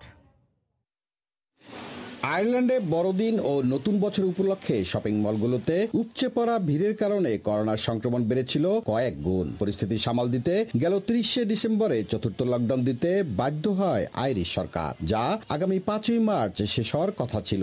কিন্তু সংক্রমণের হার নিয়ন্ত্রণে না আসা এবং ব্রিটেন থেকে নতুন করোনার সংক্রমণে সতর্ক আয়ারল্যান্ড, আর তাই চতুর্থ লকডাউন শেষ হওয়ার আগেই আগামী এপ্রিলের শেষ পর্যন্ত পঞ্চম লকডাউনের ঘোষণা দিয়েছেন দেশটির প্রধানমন্ত্রী। সরকার সঠিক পথেই এগোচ্ছে বলে মত প্রবাসী বাংলাদেশিদের। সংক্রমণের হার কমাতে সবাইকে আরও বেশি সতর্ক থাকার আহ্বান তাদের। নিজেও ও অন্যকে সুস্থ রাখতে আমাদেরকে আরও বেশি সতর্ক থাকতে হবে। গ্রীষ্মকাল আসার সাথে সাথে করোনা পরিস্থিতি স্বাভাবিক হবে বলে আশা আইরিশ প্রবাসী বাংলাদেশিদের। আশা করছি আসন্ন জুলাই আগস্টে গ্রীষ্মকালীন ছুটিটা আমরা আবার সকলে একত্রিত হয়ে বেশ ভালোভাবে কাটাতে পারবো। এদিকে আগামী মার্চ থেকে পর্যায়ক্রমে স্কুলগুলো খুলে দিতে সরকারকে পরামর্শ দিয়েছেন আয়ারল্যান্ডের স্বাস্থ্য বিশেষজ্ঞরা। সৈয়দ জুয়েল, সময় সংবাদ, আয়ারল্যান্ড। অন্য প্রসঙ্গ, নওগাঁর হাটগুলোতে সরবরাহ বেড়েছে চিনি আতপ ধানের। সপ্তাহের ব্যবধানে মন প্রতি 200 টাকা দাম কমে গেছে। এই মুহূর্তে আবাদপুকুর ধানের হাটে আছেন সহকর্মী এমআর রকি। সরাসরি চলে যাচ্ছি তার কাছে। রকি। ধন্যবাদ সাদিয়া। এখন আমনের শেষ মৌসুম, এই মৌসুমে ধানের যে সরবরাহ আমরা লক্ষ্য করছিলাম, আমনের যেসব চিনি আতপ ধান রয়েছে সুগন্ধি জাত, এই ধান কিন্তু এখন হাটগুলোতে বেশি আসছে এবং কৃষকের কাছে এবছর এই চিনি আতপ ধানের কিছুটা উৎপাদন কম হয়েছিল, তবে তারা শেষ মুহূর্তে এই ধান কিন্তু চড়া দামে বিক্রির আশায় অনেকটা ধরে রাখেন। তবে হাটগুলোতে কিন্তু গেল 2 সপ্তাহের ব্যবধানে খুবই 200 টাকা পর্যন্ত প্রতি মন কমে গিয়েছে, আমরা এখানে লক্ষ্য করছিলাম। এক্ষেত্রে ব্যবসায়ীরা বলছেন যে আতপ চালের বাজারে কিছুটা দর কমে যাওয়ার কারণে তারা কম দামে কিনছেন, তবে ধানের এরকম একটা হঠাৎ দর পতন কৃষককে কিন্তু অনেকটা ভাবিয়ে তুলেছে। তারা একটা স্বপ্ন নিয়ে এই ধানগুলো ধরে রাখেন, মজুত করে রাখেন, কিন্তু এবছর কিন্তু তার একটু ব্যত্যয় ঘটেছে। এবছর কিন্তু আরেকটি বিষয় হলো যে প্রাকৃতিক দুর্যোগ এবং নানা প্রাকৃতিক দুর্যোগের পরে কিন্তু পরবর্তীতে খরচের খাত অনেক লম্বা হয়েছে। এই কারণে কিন্তু কৃষকরা অনেকটাই আর্থিকভাবে ক্ষতির মুখে পড়েছেন। এখানকার যারা আমরা ব্যবসায়ী তাদের কাছ থেকে এবং কৃষকের কাছ থেকে পাচ্ছিলাম। তবে কৃষকরা যেটা স্বপ্ন লালন করেন, আমন ধান কিন্তু তাদের অনেকটাই লাভের একটি বড় খাত হিসাবে তারা দেখে থাকেন। কিন্তু এই মৌসুমটাতে আমরা যেটা লক্ষ্য করলাম, প্রায় 33,000 হেক্টর জমিতে এই আমন ধান রোপণ করেছিলেন এই নওগাঁ জেলা সহ আশপাশের এলাকাগুলোতে। তবে এবার উৎপাদন কিন্তু খুবই কম হয়েছে, বিঘা প্রতি 7 থেকে 8 মণ সর্বোচ্চ তারা উৎপাদনের যে ইয়াটা পেয়েছিল উৎপাদন হয়েছে। এক্ষেত্রে এবার যেটা তারা হঠাৎ এই দর পতন তাদেরকে কিন্তু আর্থিকভাবে একটা ক্ষতির মুখে ফেলেছে। তবে কৃষকরা বলছেন বিগত দিনে তারা 1800 টাকা মণ পর্যন্ত তারা এই ধান বিক্রি করেছিলেন। তবে এখনকার হাটে, আজকের হাটে আমরা যেটা লক্ষ্য করছি, সর্বোচ্চ 1550 থেকে 1600 টাকা দরে এই আতপ ধানটা, চিনি আতপ ধান বিক্রি হচ্ছে। তো ব্যবসায়ীরা যেটা বরাবরই বলে থাকেন, নানা সমস্যার কথা তারা তুলে ধরছেন, বলছেন যে আতপ চালের যে বাজার, এটা কিন্তু তারা এখন ঠিক মতো পাচ্ছেন না।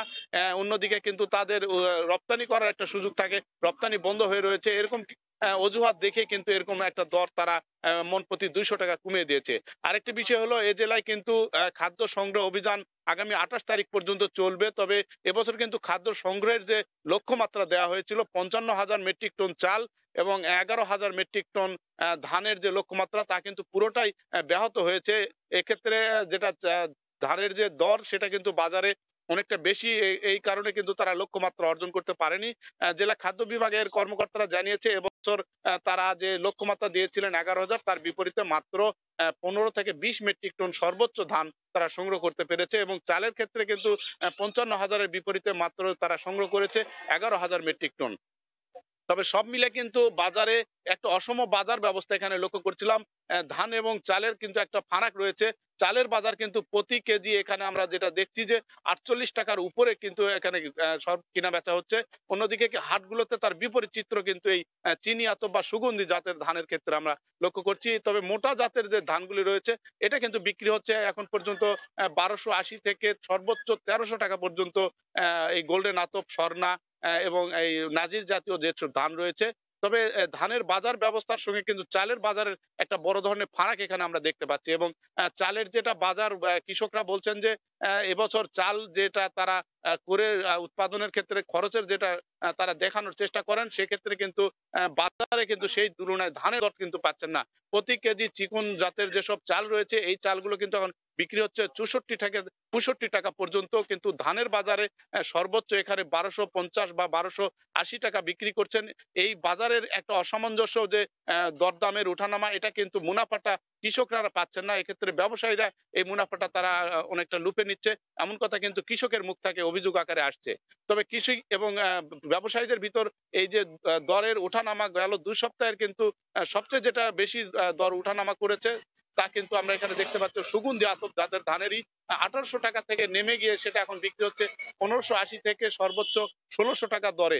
প্রতি মনে 200 টাকা কমে যাওয়ার কারণে কৃষকরা কিন্তু এই সুগন্ধি জাতের ধানের একটা বড় লাভের অংশ হিসেবে তারা দেখে থাকেন এবং এটা মজুত করে রাখেন এবং আমনের শেষ সময় কিন্তু এই ধানগুলো তারা হাটে তোলেন। কিন্তু এবছর কিন্তু তাদের এই স্বপ্নটা অনেকটা প্রত্যাশিত স্বপ্ন পূরণ হচ্ছে না এবং তারা যেটা বলছেন এক্ষেত্রে একটা বাজারে মনিটরিং থাকা দরকার এবং ন্যূনতম বাজার যেন কোনোভাবে নিচে না নেমে যায়, এই বাজারটা নিশ্চিত করার জন্য প্রশাসনের একটা তদারকি এখানে দেখানো দরকার বা প্রশাসন এখানে নজর দেওয়া দরকার। তো বাজার ব্যবস্থার এই অসামঞ্জস্য গত 2 সপ্তাহ ধরে চলছে। নওগাঁর এই 11টি উপজেলা থেকে কিন্তু প্রতি বছরই কিন্তু এখান থেকে বিপুল পরিমাণে ধান রাজধানী সহ বিভিন্ন জায়গায় সরবরাহ করা হয়ে থাকে এবং এবছর জেলা কৃষি বিভাগ জানিয়েছে 7 থেকে 7.5 লাখ মেট্রিক টন ধান আমনে তারা সংগ্রহ করেছিল এবং এই ধান কিন্তু বিগত দিনের চেয়ে অনেকটা কম এখানে লক্ষ্যমাত্রা অর্জিত হয়েছে। কয়েক দফা প্রাকৃতিক দুর্যোগ এবং বন্যা এখানে আঘাত এনেছিল, এই কারণে কিন্তু তাদের সংগ্রহের অভিযানটা কিন্তু অনেকটা ব্যাহত হয়েছে। বিগত মৌসুমগুলোতে তারা আমনেই কিন্তু সংগ্রহ করে থাকে 10 থেকে 12 লাখ মেট্রিক টন ধান, কিন্তু এবার তার অনেকটা অর্ধেকের কিছুটা বেশি 7.5 লাখ মেট্রিক টন রেকর্ড আকারে তারা পেয়েছে। তবে উৎপাদনের এই অসামঞ্জস্য এবং বাজার ব্যবস্থার সঙ্গে কিন্তু একটা বড় ফারাক এখানে আমরা লক্ষ্য করছিলাম এবং কৃষকরা যেটা প্রত্যাশা করছেন যে কৃষকের এই সময়টাতে এই ন্যূনতম বাজার না হলে তার আগামীতে বুড়ো মৌসুমে যে উৎপাদনের খরচের যে খাত রয়েছে তা কিন্তু তারা তুলে উঠতে পারে না বা পোষানো তাদের জন্য অনেকটা দূর হয়ে যায়। তো সব মিলে বাজার ব্যবস্থার এই অসামঞ্জস্য নজর দেওয়ার জন্য দাবি জানিয়েছে প্রশাসনের একটা নজরদারি থাকা দরকার। হঠাৎ করে দর নামিয়ে দেওয়া এটা ব্যবসায়ীদের কারসাজি বলছেন এখানকার যারা স্থানীয় কৃষক রয়েছেন, তারা বলছেন যে ব্যবসায়ীরা তারা নিজস্ব একটা প্রক্রিয়ার মাধ্যমে এই বাজারটা তারা নামিয়ে দেয়, এ কারণে তারা ব্যবসার যে মুনাফাটা তারা ব্যবসায়ীদের পকেটে যায়, কৃষকরা কিন্তু তাদের কাঙ্ক্ষিত দর বা কাঙ্ক্ষিত প্রত্যাশা তা কিন্তু তারা পূরণ করতে পারে না।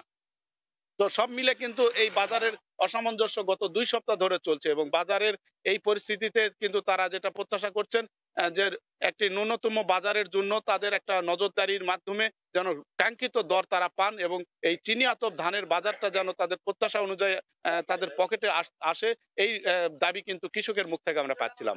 তো এই ছিল সাদিয়া নওগাঁর এই আদমদিঘি ধানের হাটের খোঁজ খবর আমার কাছে। নওগাঁ থেকে যুক্ত ছিলেন সহকর্মী এমআর রকি। ভোরের সময় শীর্ষ সংবাদ জানিয়ে দিচ্ছি আরেকবার। অবশ্যই মিস করব, খেলতে পারলে তো অবশ্যই ভালো লাগতো, টিমের জন্য গুড উইশেস। যুক্তরাষ্ট্র গেলেন সাকিব আল হাসান। নিউজিল্যান্ড সফরে সতীর্থদের জন্য জানালেন শুভকামনা, এড়িয়ে গেলেন কেন্দ্রীয় চুক্তি প্রসঙ্গ। কাদের মির্জা বাদলের পাল্টাপাল্টি কর্মসূচি ঘোষণাকে কেন্দ্র করে নোয়াখালীর বসুরহাটে 144 ধারা জারি, গুলিতে সাংবাদিকের মৃত্যুর বিচার চেয়ে সতীর্থদের সমাবেশ। রাজধানীতে ব্যাংক ঘিরে দুর্ধর্ষ ডাকাত চক্র, অস্ত্রের মুখে টার্গেটকে তোলা হয় গাড়িতে, সর্বস্ব লুটে নিয়ে ফেলে দেওয়া হয় নির্জন স্থানে, গ্রেফতার 7। 3টি এক্সরে মেশিনের সবকটি নষ্ট। আলট্রাসোনো, ইসিজি, সিআর মেশিনও অচল। ঢাল তলোয়ার ছাড়াই চলছে গাইবান্ধা জেলা হাসপাতাল, ভোগান্তি চরমে। এবং আকাশে ওড়ার পরে বিমানের ইঞ্জিন বিস্ফোরণ, আগুন। পাইলটের দক্ষতায় যুক্তরাষ্ট্রের ডেনভারে নিরাপদ অবতরণ, বেঁচে গেলেন 241 আরোহীর সবাই। এ ছিল ভোরের সময়, সঙ্গে থাকুন সময়।